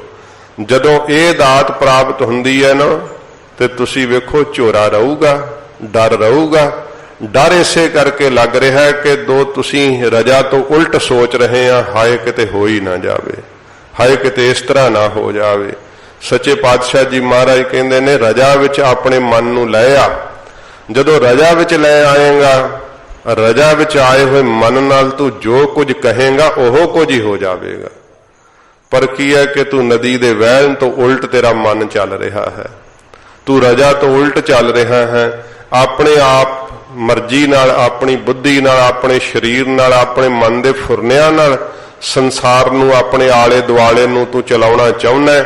ਜਿਹੜੀ ਤੇਰੀ ਅਗਿਆਨਤਾ ਹੈ ਜਿਸ ਕਰਕੇ ਤੈਨੂੰ ਡਰ ਲੱਗ ਰਿਹਾ ਹੈ, ਭੈ ਲੱਗ ਰਿਹਾ ਹੈ। ਤੋ ਸੱਚੇ ਪਾਤਸ਼ਾਹ ਜੀ ਮਹਾਰਾਜ ਫਰਮਾਉਂਦੇ ਹਨ, ਇਹ ਪੰਕਤੀ ਫਿਰ ਪੜੋ ਜੀ, ਜੋ ਕਿਛ ਵਰਤੈ ਸਭ ਤੇਰੇ ਰਜਾਏ। ਇਹ ਆਖੋ ਕਿ ਮਹਾਰਾਜ ਜੋ ਕੁਝ ਵਰਤ ਰਿਹਾ ਹੈ ਸਭ ਤੇਰੀ ਰਜਾ ਵਿੱਚ ਹੀ ਵਰਤ ਰਿਹਾ ਹੈ, ਸਭ ਤੇਰੇ ਹੁਕਮ ਵਿੱਚ ਹੀ ਵਰਤ ਰਿਹਾ ਹੈ। ਸੱਚੇ ਪਾਤਸ਼ਾਹ ਜੀ ਮਹਾਰਾਜ ਜੀ ਨੇ ਸਾਹਿਬਜ਼ਾਦਿਆਂ ਦੀ ਸ਼ਹਾਦਤ ਦੀ ਖਬਰ ਸੁਣ ਕੇ ਵੀ ਹਜੂਰ ਨੇ ਆਖਿਆ ਸੀ ਨਿਰੰਕਾਰ ਦੀ ਰਜਾ ਹੈ। ਬਹੁਤ ਸਤਿਗੁਰੂ ਜੀ ਨੇ ਕਿਹਾ ਕਿ ਭਾਈ ਇਹ ਸ਼ੁਕਰ ਹੋਇਆ, ਨਿਰੰਕਾਰ ਨੇ ਬੜੀ ਮਿਹਰਬਾਨਗੀ ਕੀਤੀ। ਇਹ ਸਾਧ ਸੰਗਤ ਜੀ ਹਜੂਰ ਨੇ ਸਾਨੂੰ ਜਾਚ ਸਿਖਾਈ ਹੈ, ਗਰੀਬ ਨਵਾਜ ਨੇ। ਬੜੀ ਔਖੀ ਹੈ ਖੇਡ, ਇਸੇ ਕਰਕੇ ਕਿਹਾ ਨਾ ਕਿ ਖੰਨਿਓ ਤਿੱਖੀ ਵਾਲਹੁ ਨਿੱਕੀ ਏਤ ਮਾਰਗ ਜਾਣਾ। ਖੰਡੇ ਤੋਂ ਤਿੱਖੀ ਧਾਰਾ ਕਿਉਂ ਹੈ, ਤੁਰਿਆ ਨਹੀਂ ਨਾ ਜਾਂਦਾ। ਵਾਲ ਤੋਂ ਨਿੱਕੀ ਹੈ, ਕੌਣ ਸੂਖਸ਼ਮ ਹੋਵੇ ਉਹਨਾਂ ਤੇ ਫਿਰ ਤੁਰੇ। ਇਸੇ ਕਰਕੇ ਹਜੂਰ ਨੇ ਕਿਹਾ ਕਿ ਬੜੀ ਇੱਕ ਕਠਨ ਖੇਡ ਵੈ, ਬੜੀ ਔਖੀ ਗੱਲ ਵੈ। ਤੇ ਜਦੋਂ ਜੀਵਤ ਭਾਵ ਤੋਂ ਮਰੀਏ ਨਾ ਸਤਿਗੁਰੂ ਜੀ ਦੇ ਸ਼ਬਦ ਨੂੰ ਕਮਾਉਂਦਿਆਂ ਹੋਇਆਂ, ਫਿਰ ਸਾਧ ਸੰਗਤ ਜੀ ਜਦੋਂ ਆਪਣੇ ਆਪ ਨੂੰ ਤਿਆਗ ਹੀ ਦਿੱਤਾ, ਤਨ ਮਨ ਧਨ ਮਹਾਰਾਜ ਨੂੰ ਸੌਂਪ ਹੀ ਦਿੱਤਾ, ਤੇ ਫਿਰ ਸਤਿਗੁਰੂ ਪਾਤਸ਼ਾਹ ਜੀ ਮਹਾਰਾਜ ਦੀ ਐਸੀ ਕਿਰਪਾ ਵਰਤਦੀ ਹੈ, ਉਹ ਖੁਸ਼ ਹੋਏ ਕਹਿੰਦੇ ਆ ਕਿ ਮਹਾਰਾਜ ਜਿਹੜਾ ਭਾਵੇਂ ਸਾਲ ਨੂੰ ਮਾਰਨਾ ਅੱਜ ਹੀ ਮਾਰ ਲਓ, ਜਦੋਂ ਤੁਸੀਂ ਨਾਮ ਦੀ ਦਾਤ ਦੇਤੀ ਹੈ ਤੇ ਮੈਨੂੰ ਜਾਣ 'ਚ ਕੀ ਖੌਫ ਹੈ। ਜੀਵ ਸੰਸਾਰ ਦੇ ਰਸਾਂ ਕਰਕੇ ਹੀ ਇੱਥੇ ਰਹਿਣਾ ਪਸੰਦ ਕਰਦਾ, ਜਾਣਾ ਨਹੀਂ ਚਾਹੁੰਦਾ, ਪਰ ਜਿਹੜੇ ਗੁਰਮੁਖ ਵੈ ਉਹ ਕਹਿੰਦੇ ਮਹਾਰਾਜ ਤੇਰੀ ਰਜਾ ਚਾਹੇ ਹੁਣ ਲੈ ਜਾ, ਚਾਹੇ 100 ਸਾਲ ਨੂੰ ਲੈ ਜਾਈਂ, ਜਾਣਾ ਤਾਂ ਸਰੀਰ ਨੇ ਮੁੱਕਣਾ ਹੀ ਹੈ, ਕਿਉਂਕਿ ਜਿਸ ਚੀਜ਼ ਨੇ ਰਹਿਣਾ ਨਹੀਂ ਉਹਦੇ ਰੱਖਣ ਦਾ ਡਰ ਜੀਵ ਨੂੰ ਪਿਆ ਹੋਇਆ ਬਹੁਤ ਜ਼ਿਆਦਾ, ਕਿ ਜਿਹੜੀ ਰਹਿਣੀ ਹੈ ਨਹੀਂ, ਕੋਲ ਨਹੀਂ ਹੈ, ਆਪਣੀ ਨਹੀਂ ਹੈ, ਪਰ ਆਪਣੀ ਸਮਝੀ ਬੈਠਾ, ਖੁੱਸ ਜਾਣ ਤੋਂ ਡਰੀ ਜਾਂਦਾ ਹੈ। ਇਹ ਜਿਹੜੇ ਹੈ ਨਾ ਭਰਮ ਹੈ ਸਾਰੇ, ਜਿਸ ਕਰਕੇ ਭੈ ਵਿਆਪ ਰਿਹਾ ਹੈ, ਡਰ ਲੱਗ ਰਿਹਾ ਹੈ। ਮਹਾਰਾਜ ਕਹਿੰਦੇ ਹੱਥ ਜੋੜ ਕੇ ਆਖ, ਜਦੇ ਤੂੰ ਸ਼ਰਨੀ ਆ ਗਿਆ, ਕਹਿ ਹੀ ਰਿਹਾ ਕਿ ਮਹਾਰਾਜ ਤੇਰੇ ਤੋਂ ਬਿਨਾਂ ਮੈਨੂੰ ਕੋਈ ਥਾਂ ਨਹੀਂ, ਮੂੰਹ ਨਾਲ ਕਹਿ ਲੈਣਾ ਬੜਾ ਸੌਖਾ ਹੈ। ਤੇ ਇਉਂ ਹੀ ਲੋਕ ਕਹਿੰਦੇ ਆ ਅਸੀਂ ਤਾਂ ਭਾਈ ਰੱਬ ਤੋਂ ਡਰਦੇ ਆ, ਜੇ ਕੋਈ ਡਰ ਨਹੀਂ ਵਿਆਪਿਆ ਹੁੰਦਾ ਅੰਦਰ ਉਵੇਂ ਹੀ ਕਹੀ ਜਾਂਦੇ ਆ, ਤੇ ਜੇ ਕੋਈ ਬਾਹਲਾ ਬੁਰਾ ਕਰਮ ਕਰੇ ਤੇ ਉਹਨੂੰ ਕਹਿੰਦੇ ਆ ਉਹ ਰੱਬ ਤੋਂ ਡਰ ਹੋਏ, ਆਪ ਕਿਹੜਾ ਡਰੇ ਹੁੰਦੇ ਜਿਹੜਾ ਉਹਨੂੰ ਕਹਿੰਦੇ। ਇਹ ਸਾਧ ਸੰਗਤ ਜੀ ਕਹਿਣਾ ਕੁਝ ਹੋਰ ਹੁੰਦਾ ਹੈ, ਪਰ ਮਨ ਦੇ ਅੰਦਰ ਉਸ ਨੂੰ ਪਾ ਲੈਣਾ ਕੁਝ ਹੋਰ ਹੁੰਦਾ ਹੈ। ਮਹਾਰਾਜ ਨੇ ਕਿਹਾ ਜੇ ਤੂੰ ਆ ਹੀ ਗਿਆ ਸ਼ਰਨ 'ਚ, ਇਹ ਕਹਿ ਹੀ ਰਿਹਾ ਕਿ ਕੋਈ ਥਾਂ ਨਹੀਂ ਮਹਾਰਾਜ ਤੇਰੇ ਤੋਂ ਬਿਨਾਂ, ਤੇ ਫਿਰ ਰਜਾ 'ਚ ਕਿਉਂ ਨਹੀਂ ਚੱਲਦਾ? ਕਹਿ ਫਿਰ ਆਪਣੇ ਮੁਖ ਤੋਂ ਕਿ ਮਹਾਰਾਜ ਜੋ ਤੁਸੀਂ ਕਰ ਰਹੇ ਹੋ, ਜੋ ਕੁਛ ਕਰਨਾ ਸਭ ਤੇਰੀ ਰਜਾਏ, ਇਹ ਪਰਮੇਸ਼ਰ ਤੇਰੀ ਰਜਾ ਹੀ ਹੈ, ਤੇਰੇ ਹੁਕਮ 'ਚ ਹੀ ਸਭ ਕੁਝ ਹੋ ਰਿਹਾ ਹੈ। ਜੋ ਕੁਝ ਪਹਿਲਾਂ ਕੀਤਾ ਉਹ ਵੀ ਤੇਰੀ ਰਜਾ ਸੀ, ਹੁਣ ਜੋ ਕੁਝ ਕਰ ਰਿਹਾ ਉਹ ਵੀ ਤੇਰੀ ਰਜਾ ਹੈ, ਤੇ ਜੋ ਕੁਝ ਆਉਣ ਵਾਲੇ ਸਮੇਂ 'ਚ ਕਰੇਗਾ ਉਹ ਕੋਈ ਰਜਾ ਤੋਂ ਉਲਟ ਹੋ ਜਾਏਗਾ, ਪਰਮੇਸ਼ਰ ਦੀ ਰਜਾ 'ਚ ਹੀ ਹੋਵੇਗਾ ਉਹ ਸਭ ਕੁਝ। ਜਦੋਂ ਰਜਾ ਵਿੱਚ ਮਨ ਚੱਲ ਪੈਂਦਾ ਨਾ ਸਾਧ ਸੰਗਤ ਜੀ, ਕਿੰਨਾ ਕੁ ਸੁੱਖ ਹੁੰਦਾ ਹੈ, ਇਹ ਤਾਂ ਦਰਵੇਸ਼ ਹੀ ਦੱਸ ਸਕਦਾ ਜਿਹਦਾ ਮਨ ਰਜਾ ਵਿੱਚ ਆ ਗਿਆ ਹੈ। ਉਹ ਫਰੀਦ ਜੀ ਨੇ ਕਹਿੰਦੇ ਆ ਨਾ, ਉਹ ਜ਼ਿਕਰ ਆਉਂਦਾ ਫਰੀਦ ਜੀ ਦਾ, ਨਗਰ ਵਿੱਚ ਲਾਗੋਂ ਦੀ ਲੰਘ ਰਹੇ ਸੀ ਤੇ ਨਗਰ ਨਿਵਾਸੀ ਕਹਿੰਦੇ ਫਰੀਦ ਜੀ ਤੁਸੀਂ ਫਕੀਰ ਹੋ, ਦਰਿਆ ਨੇ ਢਾਹ ਲਾਤੀ ਸਾਡੇ ਨਗਰ ਨੂੰ, ਤੇ ਤੁਸੀਂ ਦੁਆਈ ਕਰਦੇ ਹੋ ਕਿ ਦਰਿਆ ਸਾਡਾ ਨਗਰ ਨਾ ਢਾਵੇ, ਕਿਉਂਕਿ ਉਹ ਦਰਿਆ ਆਪਣੇ ਵਹਿਣ ਬਦਲ ਦਿੰਦੇ ਆ ਨਾ। ਤੇ ਫਰੀਦ ਜੀ ਲੋਕਾਂ ਦੇ ਆਖੇ ਲੱਗ ਕੇ ਕਹਿੰਦੇ ਲਿਆਓ ਵੀ ਦੁਆ ਕਰ ਦਿੰਨੇ ਆ। ਤੇ ਫਰੀਦ ਜੀ ਨੇ ਨਾ ਮਛੱਲਾ ਵਿਛਾ ਕੇ ਤੇ ਅੱਲਾ ਦੇ ਅੱਗੇ ਨਮਾਜ਼ ਪੜ੍ਹੀ, ਤੇ ਕੀ ਨਮਾਜ਼ ਵਿੱਚ ਕਿਹਾ, ਫਰੀਦਾ ਕੰਦੀ ਵਹਿਣ ਨਾ ਢਾਏ। ਫਰੀਦ ਜੀ ਕਹਿੰਦੇ ਆ ਕਿ ਇਹ ਜਿਹੜਾ ਵਹਿਣ ਦਰਿਆ ਤੂੰ ਇਸ ਕੰਦੀ ਨੂੰ ਨਾ ਢਾ, ਦੁਆ ਵਿੱਚ ਕਿਹਾ ਤਉ ਵੀ ਲੇਖਾ ਦੇਵਣਾ, ਤੈਨੂੰ ਲੇਖਾ ਦੇਣਾ ਪਊਗਾ। ਕੰਦੀ ਵਹਿਣ ਨਾ ਢਾਏ ਤਉ ਵੀ ਲੇਖਾ ਦੇਵਣਾ। ਫਿਰ ਕਹਿੰਦੇ ਨੇ ਜਿੱਧਰ ਰੱਬ ਰਜਾਏ ਵਹਿਣ ਤਦਾਉ ਗਾਉ ਕਰੇ। ਇਹ ਅਗਲੀ ਪੰਕਤੀ ਰਜਾ ਵਾਲੀ ਆ। ਫਿਰ ਕੀ ਹੋਇਆ, ਜਦੋਂ ਫਰੀਦ ਜੀ ਨੇ ਦੁਆ ਕੀਤੀ ਨਾ, ਦਰਿਆ ਦੀਆਂ ਸਗੋਂ ਛੱਲਾਂ ਵੱਜਣ ਲੱਗ ਪਈਆਂ। ਉਹ ਜਿੰਨੇ ਕੋ ਉਹਨਾਂ ਨੇ ਬੰਨ ਪਾਏ ਸੀ ਉਹ ਸਾਰੇ ਗੇਰ ਦਿੱਤੇ ਦਰਿਆ ਨੇ ਸਗੋਂ ਹੀ। ਉਹ ਪਿੰਡ ਵਾਲੇ ਕਹਿੰਦੇ ਫਰੀਦ ਜੀ ਚੰਗੀ ਤੁਹਾਨੂੰ ਦੁਆ ਕਰਨ ਨੂੰ ਕਿਹਾ, ਦਰਿਆ ਤੇ ਸਗੋਂ ਹੀ ਇੱਧਰ ਨੂੰ ਢਾਹ ਲਾਉਣ ਲੱਗ ਪਿਆ, ਛੱਲਾਂ ਮਾਰਨ ਲੱਗ ਪਿਆ। ਫਰੀਦ ਜੀ ਕਹਿੰਦੇ ਕੋਈ ਕਹੀ ਨਹੀਂ ਹੈ? ਕਹਿੰਦੇ ਹੈਗੀ ਆ ਮਹਾਰਾਜ, ਕੀ ਕਰਨੀ? ਕਹਿੰਦੇ ਲਿਆਓ। ਜਦੋਂ ਲਿਆਂਦੀ, ਜਿੰਨਾ ਕੋ ਉਹਨਾਂ ਬੰਨ ਲਾਇਆ ਸੀ ਫਰੀਦ ਜੀ ਵੀ ਉਹ ਬੰਨ ਢਾਉਣ ਲੱਗ ਪਏ। ਕਹਿੰਦੇ ਫਕੀਰਾ ਕੀ ਕਰਦਾ, ਅਸੀਂ ਮਸਾਂ ਬੰਨ ਲਾਇਆ ਤੇ ਤੂੰ ਹੋਰ ਢਾਈ ਜਾਂਦਾ, ਦਰਿਆ ਦਾ ਅੱਗੇ ਹੀ ਢਾਹ ਲਾ ਰਿਹਾ ਇੱਧਰ ਨੂੰ। ਫਰੀਦ ਜੀ ਕਹਿੰਦੇ ਜਿੱਧਰ ਰੱਬ ਰਜਾਏ, ਜਿੱਧਰ ਅੱਲਾ ਦੀ ਰਜਾਏ ਵਹਿਣ ਤਦਾਉ ਗਾਉ ਕਰੇ। ਦਰਿਆ ਉਧਰ ਨੂੰ ਸ਼ੌਂਕਦੇ ਚੱਲਦੇ ਆ, ਮੈਂ ਅੱਲਾ ਦੀ ਰਜਾ ਤੋਂ ਉਲਟ ਕਿਉਂ ਕਰਾਂ, ਮੈਂ ਵੀ ਰਜਾ 'ਚ ਆ ਕੇ ਕੰਧੀ ਢਾਹ ਹੀ ਦੇਣੀ ਹੈ। ਜਦੋਂ ਮਨ ਰਜਾ 'ਚ ਆਇਆ ਨਾ ਫਰੀਦ ਜੀ ਦਾ, ਉਸੇ ਸਮੇਂ ਦਰਿਆ ਨੇ ਆਪਣਾ ਰੁਖ ਹੀ ਬਦਲ ਦਿੱਤਾ। ਦਰਿਆ ਉਥੋਂ ਥਾਂ ਹੀ ਛੱਡ ਗਿਆ। ਇਹ ਰਜਾ ਹੈ ਸਾਧ ਸੰਗਤ ਜੀ। ਜਦੋਂ ਰਜਾ 'ਚ ਮਨ ਆ ਜਾਏ ਨਾ, ਫਿਰ ਜੋ ਕਹੋਗੇ ਉਹੋ ਹੀ ਹੋ ਜਾਊਗਾ। ਪਰਮੇਸ਼ਰ ਨੂੰ ਹੁਕਮ ਦਾ ਉਹ ਮਾਲਕ ਵੈ, ਹੁਕਮ ਰਜਾਈ ਚੱਲਣਾ ਨਾਨਕ ਲਿਖਿਆ ਨਾਲ। ਇਹ ਸਿੱਧਾ ਨੂੰ ਮਹਾਰਾਜ ਜੀ ਨੇ ਆਗਿਆ ਕੀਤੀ ਸੀ ਕਿ ਭਾਈ ਜੋ ਕੁਝ ਹੁੰਦਾ ਉਹਦੀ ਰਜਾ 'ਚ ਹੁੰਦਾ ਹੈ, ਉਹਦੀ ਰਜਾ ਦੇ ਅਨੁਸਾਰ ਚੱਲਣਾ ਚਾਹੀਦਾ ਹੈ। ਤੇ ਜਦੋਂ ਰਜਾ 'ਚ ਮਨ ਆ ਜਾਂਦਾ ਹੈ ਨਾ, ਭਾਣੇ 'ਚ ਮਨ ਆ ਜਾਂਦਾ ਹੈ, ਡਰ ਲੱਗਣੋਂ ਹਟ ਜਾਂਦਾ ਹੈ ਮੌਤ ਦਾ। ਕਿਉਂਕਿ ਮਹਾਰਾਜ ਨੇ ਕਿਹਾ ਮਾਰੈ ਨਾ ਰਾਖੈ ਅਵਰ ਨਾ ਕੋਏ। ਜੇ ਕਿਸੇ ਨੂੰ ਮਾਰਦਾ ਕੋਈ, ਅੱਗੇ ਜ਼ਿਕਰ ਆਵੇਗਾ, ਉਹ ਕੌਣ ਮਾਰਦਾ ਹੈ? ਮਾਰਨ ਵਾਲਾ ਕੋਈ ਹੋਰ ਨਹੀਂ, ਜਿਵਾਉਣ ਵਾਲਾ ਵੀ ਕੋਈ ਹੋਰ ਨਹੀਂ। ਇਸ ਕਰਕੇ ਮਹਾਰਾਜ ਕਹਿੰਦੇ ਆਖ ਹੱਥ ਜੋੜ ਕਰਕੇ ਜੋ ਕਿਛ ਵਰਤੈ ਸਭ ਤੇਰੀ ਰਜਾਏ। ਪਰਮੇਸ਼ਰ ਜੋ ਕੁਝ ਵਰਤ ਰਿਹਾ ਸਭ ਵਾਹਿਗੁਰੂ ਆਪ ਦੀ ਰਜਾ ਵਿੱਚ, ਹੁਕਮ ਵਿੱਚ ਹੀ ਵਰਤ ਰਿਹਾ ਹੈ। ਡਰਿਆ ਜੇ ਡਰ ਹੋਵਾ ਹੋਰ। ਮਹਾਰਾਜ ਕਹਿੰਦੇ ਡਰੀਏ ਤੇ ਤਾਂ ਭਾਈ ਜੇ ਕੋਈ ਡਰ ਦੇਣ ਵਾਲਾ ਹੋਰ ਹੋਵੇ। ਡਰ ਵੀ ਤਾਂ ਉਹਨੇ ਹੀ ਬਣਾਇਆ ਨਾ। ਉਹ ਜ਼ਿਕਰ ਆਉਂਦਾ ਨਾ ਕਿ ਮਹਾਰਾਜ ਨੇ ਨਾ ਕਲੰਦਰ ਦਾ ਭੇਸ ਧਾਰ ਲਿਆ ਨਾਮਦੇਵ ਜੀ ਨੂੰ ਡਰਾਉਣ ਵਾਸਤੇ। ਬੜਾ ਵੱਡਾ ਸਰੀਰ ਧਾਰਨ ਕਰ ਲਿਆ, ਚਮੜੇ ਦੀ ਜਿਹੜੀ ਸੀ ਉਹ ਆਪਣੇ ਦੁਆਲੇ ਖਲ ਜਿਹੜੀ ਸੀ ਚਮੜੇ ਵਾਲੀ ਉਹ ਲਪੇਟੀ ਹੋਈ, ਤੇ ਬਹੁਤ ਜ਼ਿਆਦਾ ਕਲੰਦਰ ਦਾ ਭੇਸ ਧਾਰ ਕੇ ਨਾ ਖੂਹ ਤੇ ਨਾਮਦੇਵ ਜੀ ਪਾਣੀ ਪੀਂਦੇ ਸੀ ਤੇ ਆਪਣਾ ਰੂਪ ਦਿਖਾਇਆ, ਬੜਾ ਭਿਆਨਕ ਡਰਾਉਣ ਵਾਲਾ। ਤੇ ਜਦੋਂ ਆਪਣਾ ਰੂਪ ਪ੍ਰਗਟ ਕਰਕੇ ਵਿਖਾਇਆ ਕਿ ਨਾਮਦੇਵ ਜੀ ਡਰ ਜਾਣਗੇ, ਤੇ ਨਾਮਦੇਵ ਜੀ ਕਹਿੰਦੇ ਨੇ ਆਓ ਕਲੰਦਰ ਕੇਸਵਾ ਕਰ ਅਬਦਾਲੀ ਭੇਸਵਾ। ਮੱਥਾ ਟੇਕਿਆ ਤੇ ਹੱਸ ਕੇ ਮਹਾਰਾਜ ਕਹਿੰਦੇ ਉਹ ਨਾਮਦੇਵ ਤੂੰ ਮੈਨੂੰ ਕਲੰਦਰ ਦੇ ਭੇਸ 'ਚ ਵੀ ਪਛਾਣ ਲਿਆ? ਹਾਂ ਮਹਾਰਾਜ, ਤੁਹਾਡੇ ਤੋਂ ਬਿਨਾਂ ਕੌਣ ਹੋ ਸਕਦਾ ਹੈ।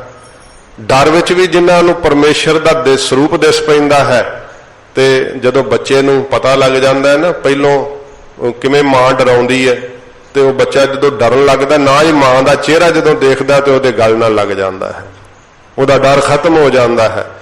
ਇਸੇ ਤਰ੍ਹਾਂ ਇਹ ਡਰ ਜਿਹੜੇ ਆ ਨਾ, ਜੀਵ ਡਰਦਾ ਇਹਨਾਂ ਵੱਲ ਝਾਕ ਕੇ, ਜਦੋਂ ਸੋਚਦਾ ਹੈ ਸੁਰਤ ਵਿੱਚ ਇਹਨਾਂ ਬਾਰੇ, ਮੌਤ ਬਾਰੇ ਡਰਦਾ ਹੈ, ਪਰ ਜਦੋਂ ਨਿਰੰਕਾਰ ਰੂਪੀ ਮਾਂ ਨੂੰ ਵੇਖਦਾ ਹੈ ਨਾ, ਉਸੇ ਸਮੇਂ ਮਹਾਰਾਜ ਦੇ ਕੰਠ ਲੱਗ ਜਾਂਦਾ ਹੈ, ਡਰ ਖਤਮ ਹੋ ਜਾਂਦਾ ਹੈ। ਸਤਿਗੁਰੂ ਜੀ ਕਹਿੰਦੇ ਡਰੀਏ ਤੇ ਤਾਂ ਜੇ ਕੋਈ ਡਰ ਦੇਣ ਵਾਲਾ ਹੋਰ ਹੋਵੇ। ਡਰਾਉਣ ਵਾਲਾ ਵੀ ਉਹ ਆਪ ਹੀ ਹੈ, ਡਰ ਨੂੰ ਖਤਮ ਕਰਨ ਵਾਲਾ ਵੀ ਉਹ ਆਪ ਹੀ ਹੈ, ਤੇ ਡਰ ਰੂਪ ਵੀ ਉਹ ਆਪ ਹੀ ਹੈ ਵਿੱਚ ਪਿਆ ਹੋਇਆ। ਉਹਨੇ ਹੀ ਪਾਇਆ ਨਾ ਡਰ 'ਚ ਡਰ। ਤਾਂ ਹੀ ਜੀਵ ਸਾਧ ਸੰਗਤ ਜੀ ਕੀ ਹੈ, ਇਹਨੂੰ ਖਤਮ ਕਰਨਾ ਬੜਾ ਔਖਾ ਹੈ। ਪਰ ਜਦੋਂ ਪਰਮੇਸ਼ਰ ਦੀ ਰਜਾ ਵਿੱਚ ਆ ਜਾਂਦਾ ਹੈ, ਵਾਹਿਗੁਰੂ ਨਾਲ ਪਿਆਰ ਕਰਦਾ ਹੈ, ਮਹਾਰਾਜ ਉਹਨੂੰ ਫਿਰ ਡਰ ਨੂੰ ਪਿੱਛੇ ਖਿੱਚ ਲੈਂਦੇ ਆ। ਮਾਂ ਫਿਰ ਬੱਚਾ ਵੇਖ ਕੇ ਕਿ ਹੁਣ ਰੋਣ ਨਾ ਲੱਗ ਪਵੇ, ਉਸੇ ਸਮੇਂ ਬੱਚੇ ਦਾ ਡਰ ਖਤਮ ਕਰ ਦਿੰਦੀ ਹੈ।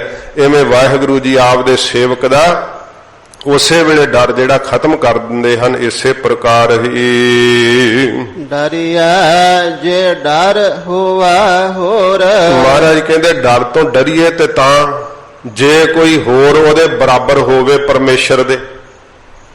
ਪਰਮੇਸ਼ਰ ਦੇ ਬਰਾਬਰ ਕਿਸੇ ਨੂੰ ਸਮਝਿਆ ਹੋਇਆ ਤੇ ਤਾਂ ਭਾਈ ਡਰ, ਫਿਰ ਤੈਨੂੰ ਡਰਨਾ ਵੀ ਚਾਹੀਦਾ ਹੈ, ਕਿਉਂਕਿ ਤੂੰ ਇਹ ਸਮਝੀ ਬੈਠਾ ਨਾ ਕਿ ਗੁਰੂ ਗੋਬਿੰਦ ਸਿੰਘ ਸਾਹਿਬ ਦੇ ਬਰਾਬਰ ਕੋਈ ਸ਼ਕਤੀ ਵਾਲਾ ਹੈਗਾ, ਤਾਂ ਫਿਰ ਤਾਂ ਤੈਨੂੰ ਡਰਨਾ ਚਾਹੀਦਾ ਜ਼ਰੂਰ। ਤੇ ਜੇ ਸਿੱਖ ਨੂੰ ਇਹ ਪਤਾ ਹੈ ਕਿ ਮੇਰੇ ਸਾਹਿਬ ਦੇ ਬਰਾਬਰ ਕੋਈ ਨਹੀਂ, ਗੁਰੂ ਗੋਬਿੰਦ ਸਿੰਘ ਸਾਹਿਬ ਦੇ ਤੀਰ ਦੇ ਅੱਗੇ ਕੋਈ ਟਿਕ ਨਹੀਂ ਸਕਦਾ, ਸਤਿਗੁਰੂ ਦੇ ਗਾਤਰਿਓਂ ਸ੍ਰੀ ਸਾਹਿਬ ਨਿਕਲੇ ਤੇ ਜੱਛ ਗੰਧਰਵ ਸੱਪ ਸਭ ਡਰ ਜਾਂਦੇ ਆ, ਤੇ ਜਿਹਨੂੰ ਇਹ ਭੈ ਆ ਨਾ ਕਿ ਮੇਰੇ ਸਤਿਗੁਰੂ ਦੇ ਸਮਰੱਥ ਦੇ ਸਾਹਮਣੇ ਕੋਈ ਨਹੀਂ ਖਲੋ ਸਕਦਾ, ਉਹਨੂੰ ਫਿਰ ਮਹਾਰਾਜ ਕਹਿੰਦੇ ਡਰ ਕਿੱਥੋਂ ਆਊਗਾ, ਉਹਨੂੰ ਨਹੀਂ ਡਰ ਲੱਗਦਾ। ਮਹਾਰਾਜ ਨੇ ਰਵਾਲਸਰ ਤੋਂ ਆਉਂਦਿਆਂ ਨਾ, ਇਹ ਜ਼ਿਕਰ ਆਉਂਦਾ ਇਤਿਹਾਸ ਵਿੱਚ, ਹਜੂਰ ਨੇ ਆਪਣੇ ਖਾਲੀ ਧਨਖ ਦੀ ਜਿਹੜੀ ਟੰਕਾਰ ਸੀ ਨਾ, ਮਹਾਰਾਜ ਨੇ ਚਿੱਲਾ ਖਿੱਚ ਕੇ ਸਵਾਇਆ ਕਿ ਛੱਡਿਆ। ਐਡਾ ਪਹਾੜਾਂ ਵਿੱਚ ਕੰਪਨ ਪੈਦਾ ਹੋਇਆ ਕਿ ਸੱਪ ਜਿਹੜੇ ਸੀ ਉਹ ਸਾਧ ਸੰਗਤ ਜੀ ਬਾਹਰ ਨੂੰ ਆਉਣ ਲੱਗ ਪਏ ਧਰਤੀ ਚੋਂ, ਤੇ ਜੱਛ ਪ੍ਰਗਟ ਹੋਏ। ਕਵੀ ਰਾਜ ਲਿਖਦੇ ਆ ਉਹ ਇੰਨੀ ਕੁ ਟੰਕਾਰ ਨਾਲ ਇੰਨਾ ਕੰਪਨ ਪੈਦਾ ਹੋਇਆ ਤੇ ਉਹ ਜੱਛ ਪ੍ਰਗਟ ਹੋ ਗਏ ਮਹਾਰਾਜ ਦੇ ਸਾਹਮਣੇ। ਉਹਨਾਂ ਦੀ ਮਹਾਰਾਜ ਸੁਲ੍ਹਾ ਵੀ ਉੱਥੇ ਕਰਾਈ ਹੈ, ਸਾਖੀ ਆਉਂਦੀ ਇਤਿਹਾਸ ਵਿੱਚ। ਮਹਾਰਾਜ ਕਹਿੰਦੇ ਭਾਈ ਕੀ ਗੱਲ ਹੋ ਗਈ? ਕਹਿੰਦੇ ਸਤਿਗੁਰੂ ਜੀ ਜਦੋਂ ਆਪ ਧਨੁਸ਼ ਤੇ ਤੀਰ ਧਰ ਕੇ ਕਿਸੇ ਲਕਸ਼ ਨੂੰ ਵੇਖਦੇ ਹੋ ਉਦੋਂ ਤਾਂ ਸਭ ਨੂੰ ਪਤਾ ਹੁੰਦਾ ਕਿ ਤੁਸੀਂ ਲਕਸ਼ ਵਿੰਨਣਾ। ਮਹਾਰਾਜ ਬਿਨਾਂ ਹੀ ਤੀਰ ਤੋਂ ਟੰਕਾਰ ਛੱਡ ਦਿੱਤੀ, ਕਿਤੇ ਮਹਾਰਾਜ ਸਰਵਨਾਸ਼ ਹੀ ਨਾ ਹੋ ਜਾਵੇ। ਸਭ ਡਰ ਗਏ, ਭੈ ਕਰ ਗਏ। ਸਤਿਗੁਰੂ ਗਰੀਬ ਨਵਾਜ ਸੱਚੇ ਪਾਤਸ਼ਾਹ ਨੇ ਉੱਥੇ ਜੱਛਾਂ ਤੇ ਸੱਪਾਂ ਦੀ ਫਿਰ ਸੁਲ੍ਹਾ ਕਰਾਈ ਗਰੀਬ ਨਵਾਜ ਜੀ ਨੇ। ਸਾਧ ਸੰਗਤ ਜੀ ਜਿਹਨੂੰ ਇਹ ਭਾਵਨਾ ਬਣ ਜਾਂਦੀ ਹੈ ਨਾ ਕਿ ਪਰਮੇਸ਼ਰ ਦੇ ਬਰਾਬਰ ਕੋਈ ਹੋਰ ਨਹੀਂ, ਮੇਰੇ ਗੁਰੂ ਜੀ ਦੇ ਬਰਾਬਰ ਕੋਈ ਹੋਰ ਨਹੀਂ, ਉਹਨੂੰ ਫਿਰ ਡਰ ਨਹੀਂ ਲੱਗਦਾ, ਉਹਨੂੰ ਭੈ ਨਹੀਂ ਲੱਗਦਾ, ਉਹਨੂੰ ਗੁਰੂ ਸਾਹਿਬ ਜੀ ਨੇੜੇ ਦਿਸ ਪੈਂਦੇ ਆ, ਤੇ ਫਿਰ ਸਾਰੇ ਡਰ ਉਹਦੇ ਚੱਕੇ ਜਾਂਦੇ ਆ, ਨਾਸ਼ ਹੋ ਜਾਂਦੇ ਆ। ਮਹਾਰਾਜ ਕਹਿੰਦੇ ਨੇ ਡਰੀਏ ਤੇ ਤਾਂ ਜੇ ਤਾਂ ਭਾਈ ਪਰਮੇਸ਼ਰ ਦੇ ਬਰਾਬਰ ਕਿਸੇ ਹੋਰ ਨੂੰ ਤੁਸੀਂ ਸਮਝਦੇ ਹੋ, ਜੇ ਆਪਣੇ ਗੁਰੂ ਨੂੰ ਸਮਰੱਥ ਜਾਣਦੇ ਹੋ, ਸਰਬ ਸ਼ਕਤੀਵਾਨ ਜਾਣਦੇ ਹੋ, ਫਿਰ ਡਰ ਕਿੱਥੇ? ਫਿਰ ਨਹੀਂ ਡਰ ਰਹਿੰਦਾ ਹੈ ਕੋਲ। ਜਿਵੇਂ ਉਹ ਸਾਖੀ ਆਉਂਦੀ ਹੈ, ਕਾਬਲ ਤੋਂ ਕਾਫਲੇ ਵਿੱਚੋਂ ਵਿਖੜੀ ਹੋਈ ਇੱਕ ਨੌਜਵਾਨ ਲੜਕੀ, ਤੇ ਉਹਨੂੰ ਪਠਾਣਾ ਨੇ ਘੇਰ ਲਿਆ ਸੀ। ਆਨੰਦਪੁਰ ਸਾਹਿਬ ਨੂੰ ਆਉਂਦੀ ਕਾਫਲੇ ਤੋਂ ਨਿਖੜ ਗਈ ਸੀ, ਤੇ ਉਹ ਮੁਗਲ ਪਠਾਣਾ ਨੇ ਘੇਰ ਲਿਆ, ਤੇ ਉਹਨੇ ਗੁਰੂ ਸਾਹਿਬ ਜੀ ਨੂੰ ਫਿਰ ਯਾਦ ਕੀਤਾ, ਮਹਾਰਾਜ ਸੱਚੇ ਪਾਤਸ਼ਾਹ ਨੂੰ, ਕਿ ਮਹਾਰਾਜ ਮੈਂ ਤਾਂ ਹੁਣ ਇਕੱਲੀ ਆ, ਇੰਨੇ ਪਠਾਨ, ਮਹਾਰਾਜ ਮੇਰੀ ਰੱਖਿਆ ਕਰੋ। ਤੇ ਗੁਰੂ ਸਾਹਿਬ ਨੇ ਤਖਤ ਤੇ ਬੈਠਿਆਂ ਹੀ ਸ੍ਰੀ ਸਾਹਿਬ ਖਿੱਚ ਕੇ ਵਾਰ ਕੱਢ ਦਿੱਤੇ, ਤੇ ਸਾਰੇ ਹੀ ਪਠਾਨ ਉੱਥੇ ਢੇਰੀ ਹੋਏ। ਉਹਨੇ ਵੇਖੇ, ਅੱਖਾਂ ਬੰਦ ਕੀਲੀਆਂ ਕਰ ਲਈਆਂ ਸੀ ਤੇ ਮਹਾਰਾਜ ਦਾ ਧਿਆਨ ਧਾਰ ਲਿਆ ਸੀ। ਸਾਰਾ ਹੀ ਡਰ ਖਤਮ ਹੋ ਗਿਆ ਜਦੋਂ ਬਾਜਾਂ ਵਾਲੇ ਸਤਿਗੁਰੂ ਉਹਦੇ ਧਿਆਨ ਚ ਆ ਗਏ। ਤੇ ਸਤਿਗੁਰੂ ਜੀ ਨੂੰ ਪੁੱਛਦੇ, ਸਿੰਘ ਮਹਾਰਾਜ ਆਪਨੇ ਤਖਤ ਤੇ ਬੈਠੇ ਹੀ ਬੜੇ ਵਾਰ ਪਲੱਥੇ ਦੇ ਕੱਢ ਦਿੱਤੇ, ਹਜੂਰ ਨੇ ਗਾਤਰੇ ਕਰ ਲਈ। ਸ੍ਰੀ ਸਾਹਿਬ ਮਹਾਰਾਜ ਕਹਿੰਦੇ ਦੱਸਦੇ ਆ। ਇੰਨੇ ਚਿਰ ਨੂੰ ਜਦੋਂ ਚੱਲਦੀ ਉਹ ਆਈ, ਤੁਰਦੀ ਹੋਈ ਪਹੁੰਚਦੀ ਸ਼ਾਮ ਦੇ ਵਕਤ, ਤੇ ਸਤਿਗੁਰੂ ਜੀ ਦੇ ਹਜੂਰ ਦੇ ਕੋਲ ਉਹਨੇ ਦੱਸਿਆ, ਮਹਾਰਾਜ ਧਿਆਨ ਕੀਤਾ ਆਪਦਾ, ਤੇ ਅੱਖਾਂ ਖੋਲ ਕੇ ਵੇਖੀਆਂ, ਸਭ ਦੇ ਸਿਰ ਲੱਥੇ ਪਏ ਵੇਖੇ। ਗਰੀਬ ਨਵਾਜ ਸਤਿਗੁਰੂ ਕਹਿੰਦੇ ਤੂੰ ਸਾਡਾ ਧਿਆਨ ਕੀਤਾ ਸੀ, ਇਸ ਕਰਕੇ ਅਸੀਂ ਇੱਥੇ ਹੀ ਵਾਰ ਕੱਢ ਕੇ ਉਹਨਾਂ ਨੂੰ ਝਟਕਾਤਾ। ਜਿਹਨੇ ਸਤਿਗੁਰੂ ਜੀ ਦੇ ਫਿਰ ਵੇਖੋ ਸਾਖੀਆਂ ਤੇ ਇਸੇ ਕਰਕੇ ਸ਼ੰਕੇ ਪਾਉਂਦੇ ਆ ਕਿ ਗੁਰੂ ਜੀ ਤੇ ਨਿਸ਼ਚਾ ਨਾ ਆਵੇ। ਜਿਹਨੂੰ ਸਤਿਗੁਰੂ ਦੇ ਉੱਤੇ ਨਿਸ਼ਚਾ ਨਹੀਂ, ਫਿਰ ਪਏ ਡਰਦੇ ਆ। ਉਹ ਬਣਾ ਕੇ ਫੇਸਬੁੱਕ ਤੇ ਪਾਉਂਦੇ ਆ ਭਾਵੇਂ ਵੀਡੀਓ ਆਪਣੀਆਂ, ਪਰ ਅੰਦਰ ਹੀ ਲੁਕੇ ਰਹਿੰਦੇ ਆ। ਬਾਹਰ ਪੁਲਿਸ ਦਾ ਘੇਰਾ ਰਹਿੰਦਾ ਹੈ, ਡਰਦੇ ਗੇਟੋਂ ਬਾਹਰ ਨਹੀਂ ਨਿਕਲਦੇ, ਕੰਬਦੇ ਹੋਏ ਕਹਿੰਦੇ ਮੈਨੂੰ ਫਲਾਣੇ ਨੇ ਧਮਕੀ ਦੇ ਦਿੱਤੀ। ਜੇ ਖਾਲਸੇ ਪੰਥ ਦੇ ਖਿਲਾਫ ਬੋਲਣਾ ਤਾਂ ਫਿਰ ਤਾਂ ਕੋਈ ਨਾ ਕੋਈ ਆਖੂਗਾ ਹੀ, ਗੁਰੂ ਗੋਬਿੰਦ ਸਿੰਘ ਸਾਹਿਬ ਦਾ ਲਾਲ। ਡਰਦੇ ਆ। ਗੁਰੂ ਸਾਹਿਬ ਜੀ ਫਰਮਾਨ ਕਰਦੇ ਆ, ਗੁਰਸਿੱਖੋ ਜੇ ਤੁਸੀਂ ਪਰਮੇਸ਼ਰ ਦੇ ਬਰਾਬਰ ਕਿਸੇ ਨੂੰ ਸਮਝਦੇ ਹੋ ਤੇ ਡਰਦੇ ਹੀ ਰਹੋਗੇ। ਵਾਹਿਗੁਰੂ ਦੇ ਬਰਾਬਰ ਕਿਸੇ ਹੋਰ ਨੂੰ ਨਾ ਸਮਝੋ, ਫਿਰ ਨਹੀਂ ਡਰ ਲੱਗੂਗਾ। ਇਸੇ ਪ੍ਰਕਾਰ ਹੀ ਡਰਿਆ ਜੇ ਡਰ ਹੋਵਾ ਹੋਰ, ਜੇ ਤਾਂ ਹੋਰ ਹੋਵੇ ਪਰਮੇਸ਼ਰ ਦੇ ਬਰਾਬਰ ਤਾਂ ਮਹਾਰਾਜ ਕਹਿੰਦੇ ਭਾਈ ਡਰ ਤੋਂ ਫਿਰ ਡਰਨਾ ਕਰੀਏ। ਫਿਰ ਤਾਂ ਹੀ ਡਰਦੇ ਆ ਨਾ ਲੋਕ, ਕਿ ਜਿਸ ਆਪਣੇ ਭਰਮ ਕਰਕੇ ਹੀ ਬਿਮਾਰੀ ਨੂੰ ਪਰਮੇਸ਼ਰ ਤੋਂ ਵੱਡਾ ਸਮਝ ਲੈਂਦੇ ਆ। ਆਪਣੇ ਭਰਮ ਕਰਕੇ ਹੀ ਸਾਧ ਸੰਗਤ ਜੀ ਇਹ ਸਭ ਕੁਝ ਜੀਵ ਨੇ ਰਚਨਾ ਰਚੀ ਹੈ, ਤੇ ਪਰਮੇਸ਼ਰ ਦੇ ਬਰਾਬਰ ਹੀ ਸਭ ਕੁਝ ਬਣਾਈ ਬੈਠਾ ਹੈ। ਜਿਸ ਕਰਕੇ ਮਹਾਰਾਜ ਕਹਿੰਦੇ ਡਰਦਾ ਡਰਾਇਆ ਹੋਇਆ ਡਰਦਾ। ਡਰ ਤੋਂ ਡਰੀਏ ਤੇ ਤਾਂ ਜੇ ਭਾਈ ਹੋਰ ਹੋਵੇ, ਹੋਰ ਤਾਂ ਹੈ ਹੀ ਨਹੀਂ ਕੋਈ ਪਰਮੇਸ਼ਰ ਤੋਂ ਬਿਨਾ। ਇਸ ਕਰਕੇ ਡਰ ਤੋਂ ਕਿਉਂ ਡਰਨਾ ਕਰੀਏ। ਉਹ ਨਹੀਂ ਭਾਈ ਫਿਰ ਡਰ ਤੋਂ ਡਰਦੇ ਹਨ। ਡਰ ਡਰ ਡਰਣਾ ਮਨ ਕਾ ਸ਼ੋਰ। ਮਹਾਰਾਜ ਇਹ ਡਰ ਲੱਗਦਾ ਕਿਉਂ ਆ? ਫਿਰ ਸਤਿਗੁਰੂ ਜੀ ਕਹਿੰਦੇ ਜਿਹੜਾ ਡਰਦਾ ਡਰਾਇਆ ਹੋਇਆ ਡਰਦਾ ਹੈ ਨਾ, ਇਹ ਸਭ ਮਨ ਦਾ ਹੀ ਸ਼ੋਰ ਸ਼ਰਾਬਾ ਏ। ਮਨ ਨੇ ਹੀ ਅੰਦਰ ਰੌਲਾ ਪਾਇਆ ਪਿਆ, ਵਾਹਿਗੁਰੂ ਮੰਤਰ 'ਚ ਸੁਰਤ ਲਾਉਣੀ ਨਹੀਂ ਦਿੰਦਾ। ਮਨ ਨੇ ਹੀ ਇੰਨਾ ਫੁਰਨਿਆਂ ਦਾ ਦਰਿਆ ਅੰਦਰ ਵਗਾਇਆ ਪਿਆ ਕਿ ਤੂੰ ਡਰ ਚੋਂ ਨਿਕਲੇਗਾ ਕਿਵੇਂ? ਇਹ ਸਭ ਮਨ ਦਾ ਹੀ ਸ਼ੋਰ ਹੈ, ਮਨ ਦਾ ਹੀ ਰੌਲਾ ਹੈ। ਤਾਂ ਡਰੀ ਜਾ ਰਹੇ ਹੈ ਜੀਵ, ਚਾਂ ਘਬਰਾਈ ਜਾ ਰਹੇ ਹੈ। ਤੇ ਕਿੰਨਾ ਸਾਧ ਸੰਗਤ ਜੀ ਭਾਵੇਂ ਕਿ ਗ੍ਰਸਤੀ ਨੂੰ ਮਾਇਆ ਦੀ ਲੋੜ ਹੈ ਤੇ ਰੱਖਣੀ ਵੀ ਹੁੰਦੀ ਹੈ, ਆਏ ਗਏ ਦੀ ਸੇਵਾ ਕਰਨੀ ਹੁੰਦੀ ਹੈ, ਪਰ ਇਹਦੀ ਟੇਕ ਰੱਖਣੀ ਹੈ ਮਾੜੀ ਹੈ ਨਾ। ਮਨ ਵਿੱਚ ਇਸ ਦਾ ਆਸਰਾ ਰੱਖਣਾ ਮਾੜਾ ਹੈ ਨਾ। ਸਰੀਰ ਕਰਕੇ ਰੱਖਣੀ ਮਾੜੀ ਨਹੀਂ। ਬੜਾ ਅਮੀਰ ਹੋਵੇ ਗੁਰੂ ਕਾ ਸਿੱਖ, ਪਰ ਇਹਨੂੰ ਆਧਾਰ ਹੀ ਬਣਾ ਛੱਡੇ ਕਿ ਮੇਰਾ ਜੀਵਨ ਤਾਂ ਇਹਦੇ ਆਸਰੇ ਹੀ ਹੈ। ਮੇਰੇ ਬੱਚੇ ਰੁਲ ਜਾਣਗੇ ਜੇ ਮਾਇਆ ਨਾ ਹੋਈ, ਮੈਂ ਕੀ ਕਰੂੰਗਾ, ਮਰ ਜਾਊਂਗਾ। ਫਿਰ ਤਾਂ ਡਰੀ ਜਾਣਾ ਉਹਨੇ ਕਿ ਹਾਏ ਜੇ ਕਈ ਵਾਰੀ ਮਾਇਆ ਚੋਰੀ ਹੋ ਜਾਏ ਤੇ ਕਈ ਗਮ ਨਾਲ ਮਰ ਜਾਂਦੇ ਆ ਫਿਰ, ਕਿਉਂਕਿ ਉਹਦਾ ਆਸਰਾ ਜੋ ਮਾਇਆ ਹੈ। ਤੇ ਕਈ ਵਾਰੀ ਕਿਸੇ ਨੂੰ ਜ਼ਿਆਦੀ ਮਿਲ ਜਾਵੇ ਤੇ ਤਾਂ ਵੀ ਖੁਸ਼ੀ ਨਾਲ ਵੀ ਕਈ ਸਾਧ ਸੰਗਤ ਜੀ ਜਿਹੜਾ ਰਾਮ ਨਾਮ ਸੱਤ ਹੋ ਜਾਂਦਾ ਉਹਨਾਂ ਦਾ। ਉਹ ਕਿਸੇ ਦੀ ਕੋਈ ਲਾਟਰੀ ਨਿਕਲਣੀ ਆ, ਉਹ ਸੁਣਾਉਂਦੇ ਹੁੰਦੇ ਆ, ਕਹਿੰਦੇ ਕਿ ਜਾਓ ਉਹਨੂੰ ਪਹਿਲਾਂ ਦੱਸ ਕੇ ਆਓ ਭਾਈ ਜੇ ਤੇਰੀ ਨਿਕਲ ਗਈ ਸੀ ਲਾਟਰੀ, ਕਹਿੰਦੇ ਉਹਦੀ ਕਰੋੜ ਦੀ, ਵੀ ਉਹਨੂੰ ਲਾਟਰੀ ਦੱਸਣ ਵਾਲੇ ਕਹਿੰਦੇ ਬਈ ਜੇ ਤੇਰੀ ਲਾਟਰੀ ਕਰੋੜ ਦੀ ਨਿਕਲ ਜੇ ਤੂੰ ਕੀ ਕਰੇਗਾ? ਉਹਨੂੰ ਤਾਂ ਉਮੀਦ ਨਹੀਂ ਸੀ, ਜਿਹੜੇ ਉਹਨੂੰ ਕੀ ਪਤਾ ਕਿ ਨਿਕਲ ਗਈ ਹੈ। ਉਹ ਕਹਿੰਦਾ ਅੱਧੇ ਤੁਹਾਨੂੰ ਦੇ ਦੂੰਗਾ। ਉਹ ਜਿਹੜੇ ਦੱਸਣ ਆਏ ਉਹ ਹੀ ਬੇਹੋਸ਼ ਹੋ ਗਏ ਵੀ ਇਹ ਤਾਂ ਸਾਨੂੰ ਹੀ ਬਖਸ਼ਿਸ਼ ਕਰ ਰਿਹਾ ਹੈ। ਤੇ ਉਹਨਾਂ ਨੂੰ ਤਾਂ ਪਤਾ ਨਿਕਲੀ ਹੈ ਇਸ ਦੀ। ਇਹ ਸਾਧ ਸੰਗਤ ਜੀ ਮਾਇਆ ਕਰਕੇ ਖੁਸ਼ੀ ਹੁੰਦੀ, ਮਾਇਆ ਕਰਕੇ ਇਹਨੂੰ ਗਮੀ ਹੁੰਦੀ ਹੈ, ਜਿਸ ਕਰਕੇ ਡਰਦਾ ਹੀ ਰਹਿੰਦਾ ਹੈ, ਡਰੀ ਜਾਂਦਾ ਹੈ। ਤੋ ਹਜੂਰ ਫਰਮਾਉਂਦੇ ਹਨ, ਫਿਰ ਪੜ੍ਹਦੇ ਹੋ, ਡਰ ਡਰ ਡਰਣਾ ਮਨ ਕਾ ਸ਼ੋਰ। ਇਹ ਡਰਦਾ ਡਰਾਇਆ ਹੋਇਆ ਡਰਦਾ ਤਾਂ ਏ ਕਿਉਂਕਿ ਮਨ 'ਚ ਸ਼ੋਰ ਪਿਆ ਹੋਇਆ ਹੈ। ਮਨ 'ਚ ਸ਼ੋਰ ਹਟਦਾ ਨਹੀਂ, ਨਾ ਸੁੱਤੇ ਪਿਆ ਨਾ ਜਾਗਦਿਆਂ। ਮਨ ਦਾ ਸ਼ੋਰ ਤਾਂ ਰੋਕਣ ਦਾ ਯਤਨ ਨਹੀਂ ਕੀਤਾ, ਮਨ ਦੇ ਅੰਦਰ ਫੁਰਨਿਆਂ ਦਾ ਰੌਲਾ ਜੋਕਣ ਦਾ ਯਤਨ ਹੀ ਨਹੀਂ ਕੀਤਾ। ਉਹ ਰੁਕਣਾ ਕਿਵੇਂ ਸੀ? ਵਾਹਿਗੁਰੂ ਵਾਹਿਗੁਰੂ, ਇਸ ਧੁਨੀ ਨਾਲ ਰੁਕਣਾ ਸੀ। ਗੁਰੂ ਜੀ ਦੇ ਮੰਤਰ ਨਾਲ ਅੰਦਰ ਪਿਆ ਹੋਇਆ ਸ਼ੋਰ ਸ਼ਰਾਬਾ ਹਟਣਾ ਸੀ, ਸ਼ਾਂਤੀ ਜਿਹੜੀ ਸੀ ਉਹ ਪਸਰ ਜਾਣੀ ਸੀ। ਜਦੋਂ ਸ਼ਾਂਤ ਵਰਤ ਜਾਂਦੀ ਅੰਦਰ, ਸ਼ਾਂਤ ਪਾਈ ਗੁਰ ਸਤਿਗੁਰ ਪਾਈ, ਇਹ ਜਿਹੜੀ ਸ਼ਾਂਤੀ ਪ੍ਰਾਪਤ ਹੁੰਦੀ ਹੈ ਗੁਰੂ ਸਾਹਿਬ ਦੇ ਸ਼ਬਦ ਨਾਲ ਪ੍ਰਾਪਤ ਹੁੰਦੀ ਹੈ। ਫਿਰ ਆਨੰਦ ਭਏ ਦੁੱਖ ਨਾਠੇ ਭਾਈ, ਆਨੰਦ ਆ ਜਾਂਦਾ ਅੰਦਰ, ਪ੍ਰਗਟ ਹੋ ਜਾਂਦਾ, ਦੁੱਖ ਨਾਸ਼ ਹੋ ਜਾਂਦੇ। ਸਾਰਾ ਹੀ ਸ਼ੋਰ ਸ਼ਰਾਬਾ ਮਹਾਰਾਜ ਕਹਿੰਦੇ ਇਹ ਮਨ ਦਾ ਹੀ ਹੈ, ਤਾਂ ਜੀਵ ਡਰੀ ਜਾਂਦਾ ਹੈ, ਭੈ ਕਰੀ ਜਾਂਦਾ ਹੈ। ਰਾਤ ਦਿਨ ਡਰ ਜੀ ਵਿੱਚ ਇਸ ਦੇ ਲੰਘਦੇ ਐ। ਮਹਾਰਾਜ ਕਹਿੰਦੇ ਮਨ ਦਾ ਹੀ ਭਾਈ ਰੌਲਾ ਰੱਪਾ ਹੈ, ਮਨ ਦਾ ਸ਼ੋਰ ਸ਼ਰਾਬਾ ਅੰਦਰੋਂ ਵਿਕਾਰਾਂ ਦਾ ਮੁੱਕਦਾ ਨਹੀਂ। ਕਦੇ ਕਾਮ ਢਾਉਂਦਾ, ਕਦੇ ਕ੍ਰੋਧ ਢਾ ਲੈਂਦਾ ਹੈ। ਇਹ ਸ਼ੋਰ ਸ਼ਰਾਬਾ ਹੀ ਅੰਦਰ ਧੁੰਦ ਪਾਈ ਰੱਖਦੇ ਆ ਇਹਦੇ ਅੰਦਰ, ਤਾਂ ਕਰਕੇ ਜੀਵ ਨੂੰ ਡਰ ਸਾਰੇ ਵਿਆਪਦੇ ਆ ਤੇ ਡਰੀ ਜਾਂਦਾ, ਡਰਾਂ ਦਾ ਡਰਾਇਆ ਹੋਇਆ। ਵਿਸ਼ਰਾਮ ਦੇ ਕੇ ਮਹਾਰਾਜ ਫਰਮਾਉਂਦੇ ਹਨ, ਨਾ ਜਿਉ ਮਰੈ ਨਾ ਡੁਬੈ ਤਰੈ। ਮਹਾਰਾਜ ਕਹਿੰਦੇ ਜੀਵ ਕਿਸੇ ਦੇ ਮਾਰਿਆ ਮਰਦਾ ਨਹੀਂ, ਡੁਬੋਇਆ ਡੁੱਬਦਾ ਨਹੀਂ, ਤੇ ਤਾਰਿਆਂ ਤਰਦਾ ਨਹੀਂ। ਜੀਵ ਦਾ ਮਰਨਾ ਵੀ ਪਰਮੇਸ਼ਰ ਦੇ ਹੱਥ ਵੈ, ਡੋਬਣਾ ਵੀ ਉਹਦੇ ਹੱਥ ਹੈ, ਤੇ ਤਾਰਨਾ ਵੀ ਉਹਦੇ ਹੱਥ ਵੈ। ਸੇ ਸਾਧ ਸੰਗਤ ਜੀ ਜਦੋਂ ਸਮਝ ਲੱਗ ਜਾਂਦੀ ਹੈ ਕਿ ਹੱਥ ਪਰਮੇਸ਼ਰ ਦੇ ਹੈ ਸਭ ਕੁਝ, ਤੇ ਫਿਰ ਡਰ ਨਹੀਂ ਲੱਗਦਾ ਹੈ।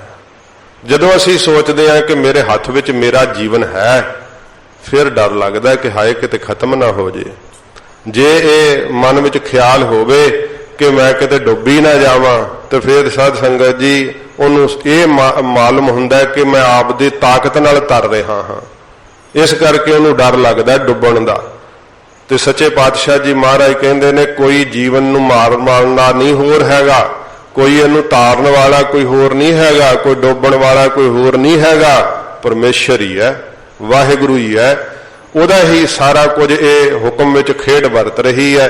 ਇਸੇ ਪ੍ਰਕਾਰ ਹੀ ਨਾ ਜਿਉ ਮਰੈ ਨਾ ਡੁਬੈ ਤਰੈ। ਸਾਧ ਸੰਗਤ ਜੀ ਅਸਲ ਵਿੱਚ ਜੀਵ ਜਿਹੜਾ ਨਾ ਇਹ ਮਰਦਾ ਨਹੀਂ ਹੈ, ਮਰਨਹਾਰ ਇਹ ਜਿਉਰਾ ਨਾ ਹੈ। ਕਬੀਰ ਜੀ ਕਹਿੰਦੇ ਜੀਵ ਮਰਨ ਵਾਲਾ ਹੈ ਹੀ ਨਹੀਂਗਾ, ਪਰ ਇਹ ਸਮਝੀ ਬੈਠਾ ਨਾ ਕਿ ਮੈਂ ਜੰਮਿਆ ਸਾਂ ਤਾਂ ਮਰਨਾ ਵੀ ਹੈ। ਮੌਤ ਇਸੇ ਕਰਕੇ ਡਰਾਉਂਦੀ ਹੈ ਕਿਉਂਕਿ ਆਪਣਾ ਜਨਮ ਮੰਨ ਰਿਹਾ ਹੈ। ਕਬੀਰ ਜੀ ਕਹਿੰਦੇ ਆਤਮਾ ਮਰਦੀ ਨਹੀਂ ਨਾ ਜੰਮਦੀ ਹੈ, ਇਸ ਕਰਕੇ ਨਾ ਡੁੱਬੈ ਤਰੈ। ਸਾਧ ਸੰਗਤ ਜੀ ਜਿਹੜੀ ਚੀਜ਼ ਡੁੱਬਦੀ ਨਹੀਂ ਉਹਨੇ ਤਰਨਾ ਕੀ ਹੈ? ਆਤਮਾ ਪਾਣੀ ਵਿੱਚ ਡੁੱਬਦੀ ਨਹੀਂ ਤੇ ਫਿਰ ਤਰਨਾ ਉਹਨੇ ਕੀ ਹੈ? ਡੁੱਬਣ ਵਾਲੀ ਚੀਜ਼ ਨਹੀਂ ਤਰਨਾ ਹੁੰਦਾ। ਸੂਖਸ਼ਮ ਹੈ ਭੇਦ ਸਮਝਣਾ।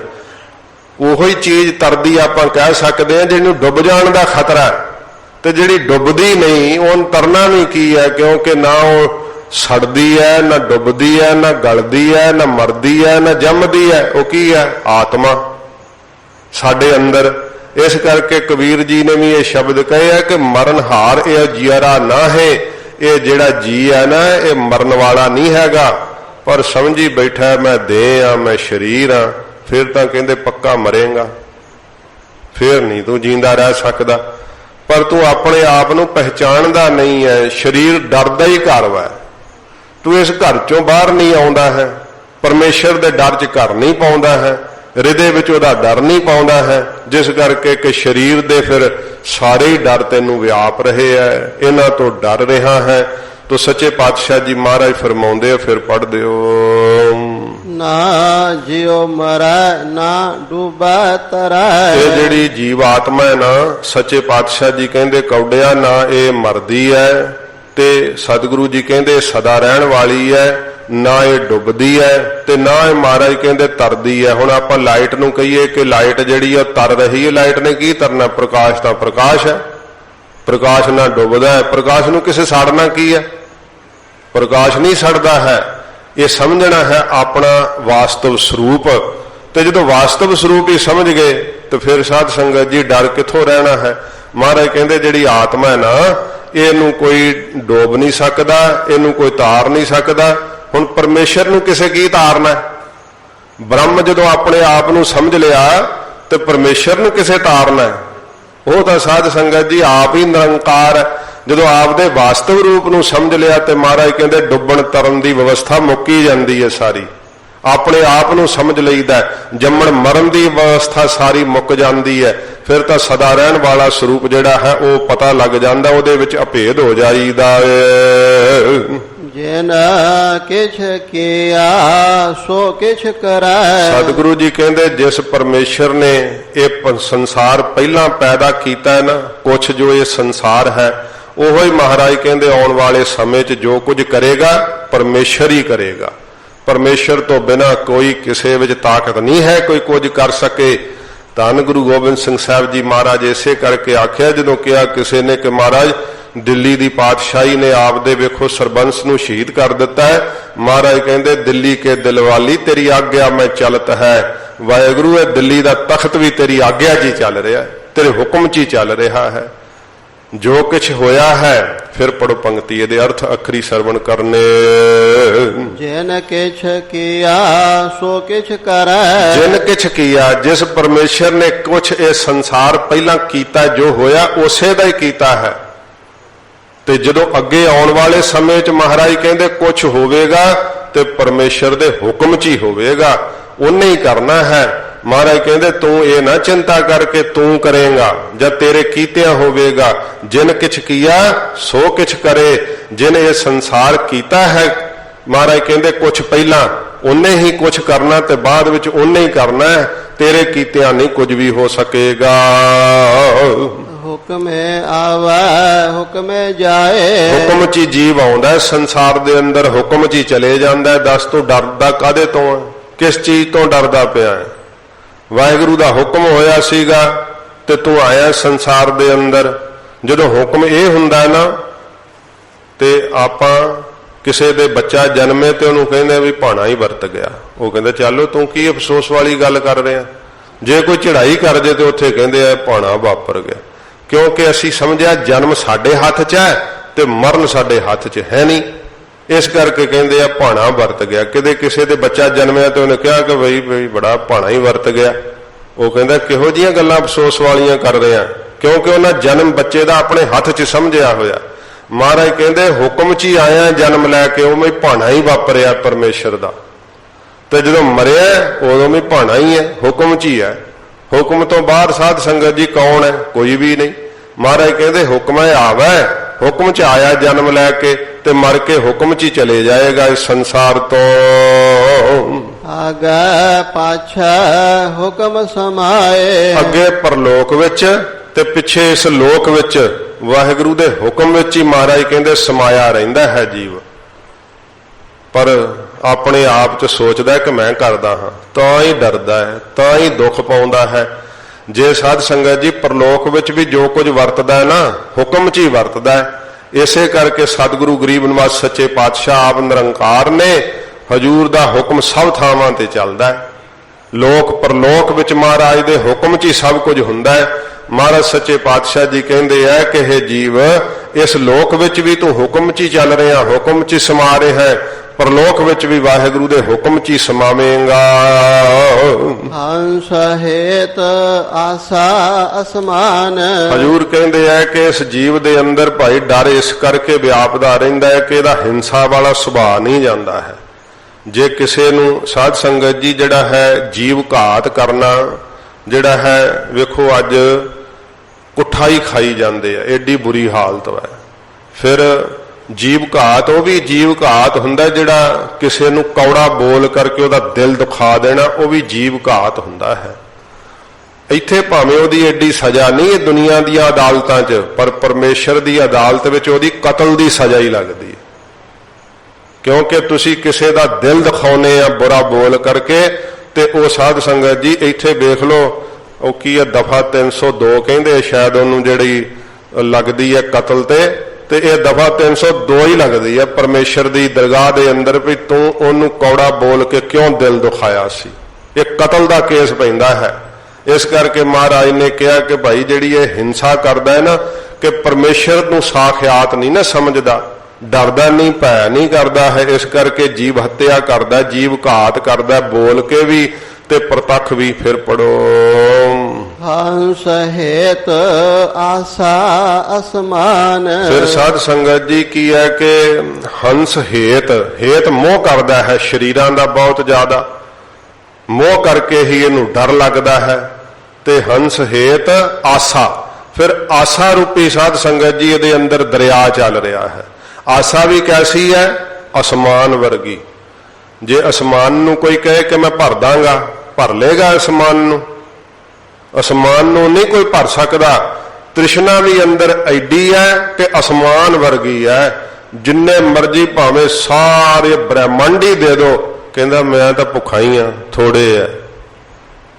ਇਸੇ ਕਰਕੇ ਗਿਆ ਕਿ ਸਗਲ ਸ੍ਰਿਸ਼ਟ ਕੋ ਰਾਜਾ ਦੁਖੀਆ, ਸਾਰੀ ਧਰਤੀ ਦਾ ਰਾਜ ਦੇ ਦੋ ਤਾਂ ਵੀ ਕਹਿੰਦਾ ਥੋੜਾ ਹੈ, ਹੋਰ ਚਾਹੀਦਾ।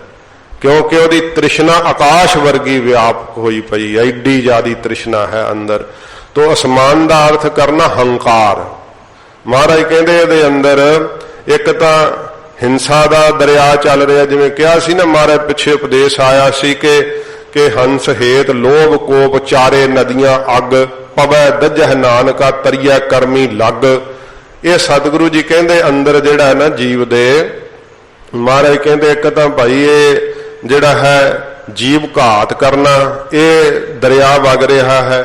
ਫਿਰ ਮੋਹ ਦਾ ਦਰਿਆ ਵਗ ਰਿਹਾ ਹੈ, ਆਸਾ ਦਾ ਦਰਿਆ ਵਗ ਰਿਹਾ ਹੈ। ਦੀਰਘ ਕਾਲ ਤੱਕ ਲੱਗੀ ਰਹਿੰਦੀ ਹੈ ਇੱਛਾ ਕਿ ਆਹ ਕਰਾਂਗੇ, ਆਹ ਕਰਾਂਗੇ, ਆਹ ਬਣਾਵਾਂਗੇ, ਇਹ ਪਤਾ ਹੀ ਨਹੀਂ ਕਿ ਮਰਨਾ ਹੈ। ਮਹਾਰਾਜ ਕਹਿੰਦੇ ਇਹ ਦਰਿਆ ਅੰਦਰ ਵਗ ਰਿਹਾ। ਫਿਰ ਅਸਮਾਨ ਤੱਕ ਮਿਉਂਦਾ ਹੀ ਨਹੀਂ। ਏਤਾ ਗੱਬ ਆਕਾਸ਼ ਨਾ ਮਾਵਤ, ਬਿਸ਼ਟਾ ਅਸਤ ਕ੍ਰਿਮ ਉਧਰ ਭਰਿਓ ਹੈ। ਐਡੀ ਇਹਦੀ ਹਾਲਤ ਹੈ। ਮਹਾਰਾਜ ਕਹਿੰਦੇ ਹੰਕਾਰ ਦਾ ਭਰਿਆ ਰਹਿੰਦਾ ਹੈ। ਤਿਸ ਵਿੱਚ ਭੁਖ ਬਹੁਤ ਨਸਾਨ। ਇਸ ਦੇ ਅੰਦਰ ਇਹ ਜਿਹੜੀਆਂ ਦਸੀਆਂ ਨੇ ਚੀਜ਼ਾਂ, ਮਹਾਰਾਜ ਕਹਿੰਦੇ ਇੰਨੀ ਭੁੱਖ ਵਾ ਬਹੁਤ ਨੈਸਾਨ। ਪਾਠ ਤਾਂ ਇਕੱਠਾ ਕਰੀਦਾ ਪਰ ਅਰਥ ਵਾਸਤੇ। ਨੈ ਦਾ ਅਰਥ ਹੈ ਨਦੀ, ਸਾਨ ਦਾ ਅਰਥ ਵਾਂਗੂ, ਸਮਾਨ। ਮਹਾਰਾਜ ਕਹਿੰਦੇ ਨਦੀ ਦੇ ਦਰਿਆ ਦੇ ਵਾਂਗੂ ਅੰਦਰ ਇੰਨੀ ਭੁੱਖ ਵਾ, ਆਸਾ ਦਾ ਹੜ ਹੀ ਨਹੀਂ ਰੁਕਦਾ। ਇੱਕ ਪੂਰੀ ਹੁੰਦੀ ਦੂਜੀ ਖੜੀ ਹੁੰਦੀ। ਜੇ ਆਸਾ ਨਾ ਮਨ ਚ ਹੋਵੇ, ਕਹਿੰਦਾ ਲੈ ਜੀਣ ਦਾ ਸਵਾਦ ਹੀ ਨਹੀਂ ਰਿਹਾ। ਉਹ ਆਸਾ ਚ ਹੀ ਜੀਂਦਾ ਹੈ। ਆਇਓ ਬੰਦਾ ਦੁਨੀ ਵਿੱਚ ਵੱਤ ਅਸੂਣੀ ਬਨ, ਆਸਾਂ ਦਾ ਬੱਝਾ ਆਉਂਦਾ, ਆਸਾਂ ਦਾ ਬੱਝਾ ਹੀ ਚਲਿਆ ਜਾਂਦਾ। ਆਸਾਂ ਪੂਰੀਆਂ ਨਹੀਂ ਹੁੰਦੀਆਂ, ਨਵਾਂ ਜਨਮ ਲੈ ਕੇ ਆ ਜਾਂਦਾ ਹੈ। ਇਸ ਤਰ੍ਹਾਂ ਦੀ ਹਾਲਤ ਹੈ। ਮਹਾਰਾਜ ਕਹਿੰਦੇ ਜਿਹੜੀ ਇੰਨੀ ਭੁੱਖ ਵਾ ਅੰਦਰ, ਹਾੜੀ ਵਗ ਰਹੇ ਭੁੱਖ ਦੇ। ਤੇ ਦੱਸੋ ਉਹ ਭੁੱਖ ਨੂੰ ਪੂਰੀਆਂ ਕਰਨ ਦੇ ਪਿੱਛੇ ਪਿਆ ਰਹਿੰਦਾ ਤੇ ਡਰ ਹੀ ਲੱਗੂਗਾ ਨਾ ਫਿਰ। ਮਹਾਰਾਜ ਕਹਿੰਦੇ ਇਸ ਕਰਕੇ ਅੰਦਰ ਜਿਹੜਾ ਨਾ ਇਹਦਾ ਡਰ ਦੇ ਸਹਿਤ ਹੀ ਰਹਿੰਦਾ ਹੈ। ਬਹੁਤ ਜ਼ਿਆਦੀ ਭੁੱਖ ਵਾ, ਐਸੀ ਭੁੱਖ ਨੈਸਾਨ, ਨੈ ਨਦੀ ਦੇ ਸਮਾਨ, ਦਰਿਆ ਦੇ ਵਾਂਗ। ਸਤਿਗੁਰੂ ਜੀ ਕਹਿੰਦੇ ਭਾਈ ਇਹ ਅੰਦਰ ਜਿਹੜਾ ਹੈ ਨਾ, ਇਹ ਸਾਰੇ ਠਾਠਾਂ ਮਾਰ ਰਹੇ ਹੈ।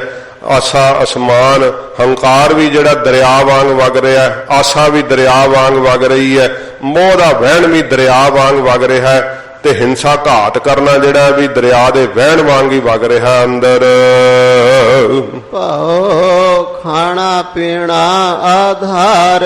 ਸਤਿਗੁਰੂ ਜੀ ਕਹਿੰਦੇ ਭਾਈ ਇਹਦਾ ਜਿਹੜਾ ਖਾਣਾ ਹੈ ਤੇ ਪੀਣਾ ਹੈ ਤੇ ਆਧਾਰ ਆਸਰਾ ਹੈ, ਵਾਹਿਗੁਰੂ ਦੇ ਭੈ ਚ ਨਹੀਂ ਹੈ। ਖਾਂਦਾ ਕੀ ਹੈ? ਇਹੋ ਜੀਆਂ ਚੀਜ਼ਾਂ ਖਾਂਦਾ ਜਿਹਦੇ ਖਾਣ ਕਰਕੇ ਵਾਹਿਗੁਰੂ ਚੇਤੇ ਹੀ ਨਾ ਰਹੇ, ਸਰੀਰ ਦਾ ਸਤਿਆਨਾਸ਼ ਹੋ ਜੇ, ਇਹੋ ਜੀਆਂ ਚੀਜ਼ਾਂ ਖਾਂਦਾ। ਤੇ ਪੀਂਦਾ ਤੇ ਫਿਰ ਪਤਾ ਹੀ ਹੈ, ਪੀਣ ਵਾਲਿਆਂ ਨੂੰ ਉਹਦਾ ਨਾਂ ਹੀ ਡਰਿੰਕ ਰੱਖਿਆ ਹੋਇਆ ਉਹਨਾਂ ਨੇ, ਹੋਰ ਚੀਜ਼ ਲੈਣ ਦੀ ਲੋੜ ਨਹੀਂ।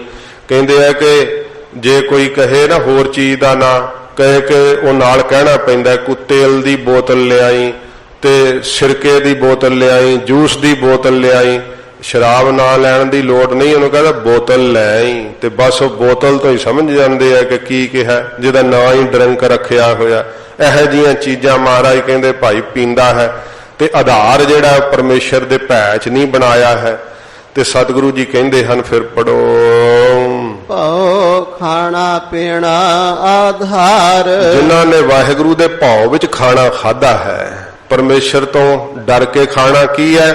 ਮਹਾਰਾਜ ਨੇ ਆਗਿਆ ਕੀਤੀ ਹੈ ਕਿ ਜਦੋਂ ਪ੍ਰਸ਼ਾਦਾ ਛਕਣਾ ਉਦੋਂ ਸ਼ਲੋਕ ਪੜਨਾ। ਸ਼ਲੋਕ ਕਾਮ ਕ੍ਰੋਧ ਅਰ ਲੋਭ ਮੋਹ ਬਿਨਸ ਜਾਏ ਅਹਮੇਵ, ਨਾਨਕ ਪ੍ਰਭ ਸਰਣਾਗਤੀ ਕਰ ਪ੍ਰਸਾਦ ਗੁਰਦੇਵ। ਫਿਰ ਜਦੋਂ ਗਰਾਈ ਮੁਖ ਵਿੱਚ ਪਾਉਣੀ ਹੈ, ਗੁਰੂ ਕਲਗੀਧਰ ਜੀ ਨੇ ਆਖਿਆ ਵਾਹਿਗੁਰੂ ਕਹਿ ਮੁਖ ਭਾਵੈ। ਵਾਹਿਗੁਰੂ ਕਹਿ ਕੇ ਆਪਣੇ ਮੁਖ ਵਿੱਚ ਅੰਨ ਪਾਉਣਾ। ਇਹ ਸਤਿਗੁਰਾਂ ਨੇ ਆਗਿਆ ਕੀਤੀ ਹੈ। ਭਉ ਦਾ ਖਾਣਾ ਹੈ ਸਾਧ ਸੰਗਤ ਜੀ। ਹੱਥ ਨਹੀਂ ਧੋਤੇ, ਉਵੇਂ ਹੀ ਮੋਬਾਈਲ ਨਾਲ ਹੀ ਰੱਖਿਆ ਹੈ। ਜਿੰਨਾ ਬੈਕਟੀਰੀਆ ਆਉਂਦਾ ਕਹਿੰਦਾ ਮੈਂ ਹੀ ਖਾਣੀ ਸਾਰੀ ਝੂਠ, ਸਭ ਝੂਠ ਮੀਠ ਖਾਈ ਜਾਂਦਾ। ਤੇ ਸਾਧ ਸੰਗਤ ਜੀ ਉਹ ਮਲ ਖਾਣ ਦੇ ਬਰਾਬਰ ਵੈ। ਪਰਮੇਸ਼ਰ ਦਾ ਭੈ ਥੋੜਾ ਕਰ ਰਿਹਾ ਹੈ। ਕਈ ਨਾ ਖਾਂਦਿਆਂ ਖਾਂਦਿਆਂ ਪੁੱਠੇ ਹੱਥ ਨਾਲ ਉਹ ਚੀਜ਼ ਜਿਹੜੀ ਹੈ ਫੜਾਉਂਦੇ ਆ। ਹੱਥ ਤਾਂ ਝੂਠੇ ਆ ਬਈ, ਤੂੰ ਦੂਸਰੇ ਨੂੰ ਕਿਵੇਂ, ਇਹ ਕੋਈ ਮਰਿਆਦਾ ਹੈ? ਤਾਂ ਭੈ ਰੱਖਣਾ ਚਾਹੀਦਾ ਪਰਮੇਸ਼ਰ ਦਾ। ਖਾਣ ਵਿੱਚ ਵੀ ਸੁਚਮਤਾ ਨਾਲ ਛਕਣਾ ਚਾਹੀਦਾ ਹੈ, ਫਿਰ ਰੋਗ ਵੀ ਨਹੀਂ ਨੇੜੇ ਆਉਂਦੇ। ਤੇ ਪੀਣਾ ਸਾਧ ਸੰਗਤ ਜੀ ਉਹ ਵੀ ਪਰਮੇਸ਼ਰ ਦੇ ਭੈ 'ਚ ਹੀ ਚਾਹੀਦਾ। ਉਹ ਚੀਜ਼ਾਂ ਪੀਣੀਆਂ ਨਹੀਂ ਚਾਹੀਦੀਆਂ ਜਿਨ੍ਹਾਂ ਦੇ ਪੀਣ ਕਰਕੇ ਪਰਮੇਸ਼ਰ ਹੀ ਵਿਸਰ ਜਾਵੇ। ਤੇ ਆਧਾਰ ਵੀ ਮਹਾਰਾਜ ਕਹਿੰਦੇ ਭਾਈ ਪਰਮੇਸ਼ਰ ਨੂੰ ਬਣਾਵੇ। ਇਸ ਤਰ੍ਹਾਂ ਭੈ ਰੱਖੇ ਵਾਹਿਗੁਰੂ ਦਾ, ਵਾਹਿਗੁਰੂ ਦਾ ਹੀ ਆਧਾਰ ਰੱਖੇ ਆਪਣੇ ਮਨ ਦੇ ਅੰਦਰ ਆਸਰਾ। ਵੇਣ ਖਾਧੇ ਮਰ ਹੋਏ ਗਵਾਰ। ਬਿਨਾਂ ਭੈ ਤੋਂ ਖਾਧਿਆਂ ਮਹਾਰਾਜ ਕਹਿੰਦੇ ਭਾਈ ਜੀਵ ਮਰ ਮਰ ਕੇ ਖੁਆਰ ਹੋ ਰਹੇ ਹੈ। ਬਹੁਤ ਜ਼ਿਆਦਾ ਖੁਆਰ ਸ਼ਬਦ, ਗਵਾਰ, ਗਵਾਰ ਸ਼ਬਦ ਹੈ। ਤੋ ਗਵਾਰ ਦਾ ਅਰਥ ਹੈ ਮੂਰਖ। ਮੂਰਖ ਜਿਹੜੇ ਆ ਉਹ ਖੁਆਰ ਕੋਲੋਂ ਲਾਉਣਾ ਫਿਰ, ਕਿ ਮੂਰਖ ਜਿਹੜੇ ਆ ਖੁਆਰ ਹੁੰਦੇ ਆ। ਫਿਰ ਪੜੋ ਪੰਕਤੀ। ਵੇਣ ਖਾਧੇ ਮਰ ਹੋਏ ਗਵਾਰ। ਇਹ ਮਰ ਮਰ ਕੇ ਜਿਹੜੇ ਗਵਾਰ ਆ ਨਾ ਖੁਆਰ ਹੁੰਦੇ ਆ। ਸੱਚੇ ਪਾਤਸ਼ਾਹ ਕਹਿੰਦੇ ਵਾਹਿਗੁਰੂ ਦੇ ਭੈ ਤੋਂ ਬਿਨਾਂ ਖਾਈ ਚਲੇ ਜਾਂਦੇ ਆ। ਕਹਿੰਦੇ ਲੈ ਕੀ ਲੱਗਣ ਲੱਗਾ, ਸਾਨੂੰ ਕੀ ਸਭ ਖਾ ਜੀਦਾ। ਕਹਿੰਦੇ ਸਾਨੂੰ ਨਹੀਂ ਕੋਈ ਪਰਵਾਹ। ਉਹ ਸਾਧ ਸੰਗਤ ਜੀ ਕੀ ਹੈ ਕਿ ਮਹਾਰਾਜ ਜੀ ਨੇ ਕਿਹਾ ਜਹਾਂ ਤਹਾਂ ਕਾ ਖਾਏ ਪ੍ਰਸਾਦ, ਮੇਰਾ ਸਿੰਘ ਨਹੀਂ ਆਦ ਜੁਗਾਦ। ਮਹਾਰਾਜ ਕਹਿੰਦੇ ਮੁੱਢ ਤੋਂ ਜੁਗਾਂ ਤੋਂ ਲੈ ਕੇ ਮੇਰਾ ਸਿੰਘ ਹੋ ਹੀ ਨਹੀਂ ਸਕਦਾ। ਉਹ ਜਿਹੜਾ ਐਵੇਂ ਜਿੱਥੋਂ ਮਰਜੀ, ਉਹ ਕਹਿੰਦੇ ਆ ਕਿ ਲੈ ਸਾਨੂੰ ਨਹੀਂ ਕੋਈ ਪਰਵਾਹ। ਮੰਦਰ ਚੜਿਆ, ਕਬਰ ਤੇ ਚੜਿਆ, ਰੁੱਖ ਜਠੇਰੇ ਤੇ ਚੜਿਆ, ਕਹਿੰਦੇ ਸਾਨੂੰ ਨਹੀਂ ਕੋਈ ਲੱਗਦਾ, ਖਾ ਜਾਂਦੇ ਆ। ਤੇ ਸਤਿਗੁਰੂ ਜੀ ਕਹਿੰਦੇ ਜਿਹੜਾ ਜਿੱਥੋਂ ਮਰਜੀ ਚੜਿਆ ਪ੍ਰਸ਼ਾਦ ਲੈ ਕੇ ਖਾਂਦਾ, ਮੇਰਾ ਨਹੀਂ ਸਿੰਘ ਉਹ ਡੁਪਲੀਕੇਟ ਹੋਊਗਾ ਕੋਈ, ਮੇਰਾ ਖਾਲਸਾ ਨਹੀਂ ਹੋ ਸਕਦਾ। ਸਾਡਾ ਖਾਲਸਾ ਸੁਚਮਤਾ ਨਾਲ ਛਕਦਾ ਹੈ, ਵਾਹਿਗੁਰੂ ਦੇ ਭੈ ਵਿੱਚ ਆਹਾਰ ਕਰਦਾ ਹੈ। ਤੇ ਮਹਾਰਾਜ ਕਹਿੰਦੇ ਮੂਰਖ ਖਾਂਦੇ ਆ ਇਸ ਤਰ੍ਹਾਂ, ਤੇ ਖਾਈ ਚਲੇ ਜਾਂਦੇ, ਫਿਰ ਖੁਆਰ ਹੁੰਦੇ ਆ। ਬਹੁਤ ਜ਼ਿਆਦਾ ਸਰੀਰ ਵੀ ਭੈੜੇ ਰੋਗਾਂ ਕਰਕੇ ਗ੍ਰਸਤ ਹੋ ਜਾਂਦਾ ਹੈ, ਤੇ ਪਰਲੋਕ 'ਚ ਵੀ ਫਿਰ ਖੁਆਰ ਹੀ ਹੋਣਾ ਪੈਂਦਾ। ਸਜ਼ਾ ਝੱਲਣੀ ਪੈਂਦੀ ਹੈ। ਜੀਵ ਦੇ ਸਵਾਦਾਂ 'ਚ ਫਸਿਆ ਜੀਵ ਕਿੱਥੋਂ ਛੁੱਟਦਾ ਏ। ਜਿਸ ਕਾ ਕੋਏ ਕੋਏ ਕੋਏ ਕੋਏ। ਸਤਿਗੁਰੂ ਜੀ ਕਹਿੰਦੇ ਨੇ ਭਾਈ ਜਿਸ ਕਿਸੇ ਦਾ ਕੋਈ ਹੈ, ਤਾਂ ਮਹਾਰਾਜ ਕਹਿੰਦੇ ਕੋਈ ਕਿਸੇ ਨੂੰ ਪੁੱਛ ਕੇ ਵੇਖੋ ਕਿ ਪਰਮੇਸ਼ਰ ਤੋਂ ਬਿਨਾਂ ਕੋਈ ਹੈ। ਜਿਹਨੂੰ ਪੁੱਛ ਕੇ ਵੇਖੋਗੇ ਉਹ ਕਹੇਗਾ ਨਹੀਂ, ਪਰਮੇਸ਼ਰ ਤੋਂ ਬਿਨਾਂ ਤਾਂ ਕੋਈ ਨਹੀਂ। ਕਹਿ ਤਾਂ ਦਿੰਦੇ ਆ ਸੌਖਾ ਹੈ, ਪਰ ਪਰਮੇਸ਼ਰ ਤੋਂ ਬਿਨਾਂ ਸੱਚ ਬਾਤ ਕੋਈ ਕਿਸੇ ਦਾ ਨਹੀਂ ਬਣਦਾ ਹੈ। ਹਜੂਰ ਫਰਮਾਉਂਦੇ ਹਨ, ਫਿਰ ਪੜੋ। ਜਿਸ ਕਾ ਕੋਏ ਕੋਏ ਕੋਏ ਕੋਏ। ਅੱਧਾ ਪੜੋ, ਅੱਧ ਤੇ ਲਾਗ। ਜਿਸ ਕਾ ਕੋਏ। ਇੱਕ ਹੋਰ ਪੜ ਦੋ, ਦੋ ਪੜੋ। ਜਿਸ ਕਾ ਕੋਏ ਕੋਏ। ਮਹਾਰਾਜ ਕਹਿੰਦੇ ਭਾਈ ਜਿਸ ਜੀਵ ਨੂੰ ਪਰਮੇਸ਼ਰ ਦਾ ਆਸਰਾ ਹੈ, ਕੋਈ ਕਿਸੇ ਨੂੰ ਪੁੱਛ ਕੇ ਵੇਖੇ ਤੇ ਉਹ ਇਹੀ ਕਹੇਗਾ ਕਿ ਪਰਮੇਸ਼ਰ ਤੋਂ ਬਿਨਾਂ ਕੋਈ ਨਹੀਂ ਕਿਸੇ ਦਾ ਬਣਦਾ। ਤੇ ਜਿਹਨੂੰ ਇਹ ਸੱਚ ਮਨ ਦੇ ਅੰਦਰ ਆਧਾਰ ਆ ਜਾਂਦਾ ਹੈ, ਸਤਿਗੁਰੂ ਜੀ ਕਹਿੰਦੇ ਹਨ ਕੋਏ ਕੋਏ। ਉਹਨੂੰ ਪਤਾ ਲੱਗ ਜਾਂਦਾ ਹੈ ਕਿ ਕੋਈ ਕਿਸੇ ਦਾ ਨਹੀਂ ਸੰਸਾਰ ਦੇ ਅੰਦਰ, ਕੇਵਲ ਤੇ ਕੇਵਲ ਪਰਮੇਸ਼ਰ ਹੀ ਆਪਣਾ ਹੈ। ਇਸੇ ਕਰਕੇ ਹਜੂਰ ਨੇ ਕਿਹਾ ਕਿਸ ਹੀ ਕੋਈ ਕੋਏ ਮੰਜ ਨਿਮਾਣੀ ਇੱਕ ਤੂੰ। ਮਹਾਰਾਜ ਕਿਸੇ ਨੂੰ ਤਾਂ ਕੋਈ ਰਿਸ਼ਤੇਦਾਰ ਦਾ ਆਸਰਾ, ਕਿਸੇ ਨੂੰ ਆਪਣੀ ਮਾਇਆ ਦਾ ਆਸਰਾ ਹੈ, ਪਰ ਮਹਾਰਾਜ ਸਾਡਾ ਤਾਂ ਆਸਰਾ ਤੂੰ ਹੀ ਹੈ। ਮਹਾਰਾਜ ਕਹਿੰਦੇ ਜਿਸ ਭਾਈ ਪਰਮੇਸ਼ਰ ਦਾ ਜੀਵ ਨੂੰ ਆਧਾਰ ਹੈ, ਤੇ ਕੋਈ ਕਿਸੇ ਨੂੰ ਪੁੱਛ ਕੇ ਵੇਖ ਲਵੇ। ਗਰੀਬ ਨਵਾਜ ਕਹਿੰਦੇ ਆ ਕਿ ਕੋਈ ਹੋਰ ਆਧਾਰ ਨਹੀਂ ਬਣਦਾ। ਜਨਮ ਤੋਂ ਲੈ ਕਰਕੇ ਮਰਨ ਤੱਕ ਜੀਵ ਆਸਰੇ ਭਾਲਦਾ ਫਿਰਦਾ ਰਹਿੰਦਾ ਹੈ, पर कोई आसरा नहीं दिंदा परमेश्वर तो बिना। महाराज कहते भाई सच्चा आसरा है किसे दा तो वह परमेश्वर ही है। कोई किसे नूं भावें पुछ के वेख लो, जीव कहते तो हन पर आसरा लेंदे नहीं। जे आसरा लै लैण तो फिर होर किसे दा आसरा लैण दी लोड़ ही नहीं रह जाती। महाराज कहते जिसनूं परमेश्वर आसरा दिंदा है उहदे होर सारे ही आसरे चुक जाते हैं, नाश हो जाते हैं। हजूर ने कहा ही सी ना कि भाई पुरखा तू नहीं ओले होया, ते गुरु अंगद साहब जी महाराज आख्या सीगा कि तू परबत मेरा ओला राम। महाराज असी किहदे ओले हो जाते, साडा ओला भी तुसी हो सच्चे पातशाह। किसे नूं किसे दा आसरा, ये शब्द गुरु अंगद साहब दे कहे है कि किसी ही कोई कोए मंझ निमाणी एक तू। महाराज कोई कोई आसरा भालदा है, कोई कोई आसरा भालदा है, पर साडा तां आसरा महाराज तुसी हो। फिर पंक्ति पढ़ दिओ। जिसका कोई कोई कोई कोई, जिस जीव दा महाराज कहते भाई परमेश्वर ही आधार है, ते कोई किसे नूं पुछ के वेखे, जे पूछेगा तो वह कहेगा कि कोई होर किसे दा कोई आसरा नहीं, परमेश्वर ही आसरा है। भाई ओदा ही आसरा लै लवो। सबको तेरा तू सबना का सोए। महाराज सबको तेरा, सारे तेरे है तो तू सबना का सोए, तू सारियां दा है। महाराज आत्मा रूप है ना हर कोई साध संगत जी। परमेश्वर नूं जे कोई अपना बनावे ते गरीब नवाज ओदे जाति भेद भाव नहीं फिर वेखदे, क्योंकि आप पैदा कीते है ना जीव, ते फिर महाराज उन्होंने आपदे कंठी ला लेंदे है। सबको तेरा, महाराज सारे तेरे है ते तू सबना का सोए, तू महाराज सारियां दा ही प्यारा लगदा है। जाके जिय जानत धन माल, जिस परमेश्वर दे जीव जंत हुंदे धरती ते रिंगण वाले जां सूक्ष्म अस्थूल धन ਅਤੇ साध संगत जी माल मझां गऊआं जमीन जायदाद आदक जिस परमेश्वर दे दिते समझने चाहिए आ। नानक आखण बेखम विचार। सतगुरु जी कहते ने ये कौडिया जिहड़ा परमेश्वर दा ये आखना है ना, ये बड़ा बेखम बड़ा कठिन है। ये विचार परमेश्वर दे भै दी बाबत भी आखना सौखा नहीं है। महाराज कहते ओदे बाबत दसना परमेश्वर दे स्वरूप दी बाबत बड़ा बिखम है, बड़ा कठिन है। इस भै नूं धारण करना बड़ा बिखम है, बड़ा कठिन है। जिहड़ा धारण कर जांदा है ना वो निरंकार दे विच अभेद हो जांदा है, ओदे सारे डर खत्म हो जांदे है। ये आखना बड़ा बिखम है, बड़ा कठिन है। ये विचार ही महाराज कहते सौखी नहीं है, बहुत ज्यादा दुस्तर है। जिन्हों परमेश्वर कृपा करता है उन्होंने फिर ये बिखम दुस्तर विचार जिहड़ी है वो बख्श दिंदा है। ते फिर साध संगत जी इस कठिन जिहड़ी विचार नूं करदियां होया वो वाहिगुरू दे विच अभेद हो जांदे है, सब डर उन्हां दे खत्म हो जांदे है। ये सच्चे पातशाह जी ने पवित्र उपदेश बख्शिया। गरीब नवाज रहमत करन महाराज दा अमृत उपदेश हृदय च वसे, होईयां भुल्लां बख्श लैणियां। विचार सोची सी कि 2 शब्द अज कर दांगे, पर एक शब्द नूं करदियां समा जिहड़ा वो समय उत्ते ही हो गया। सगों समा महाराज साहब जी कृपा करने तो गुरु साहब जानदे भाई कथा तो किवें सतगुरु जी आप ही गरीब नवाज कराउंदे है। होईयां भुल्लां बख्श लैणियां जी। जिसका कोई कोई कोई कोई, सबको तेरा तू सबना का सोए। जाके जिय जानत धन माल, नानक आखण बेखम विचार। वाहिगुरु जी का खालसा, वाहिगुरु जी की फतेह। हे अच्युत हे पार ब्रह्म अविनाशी अगना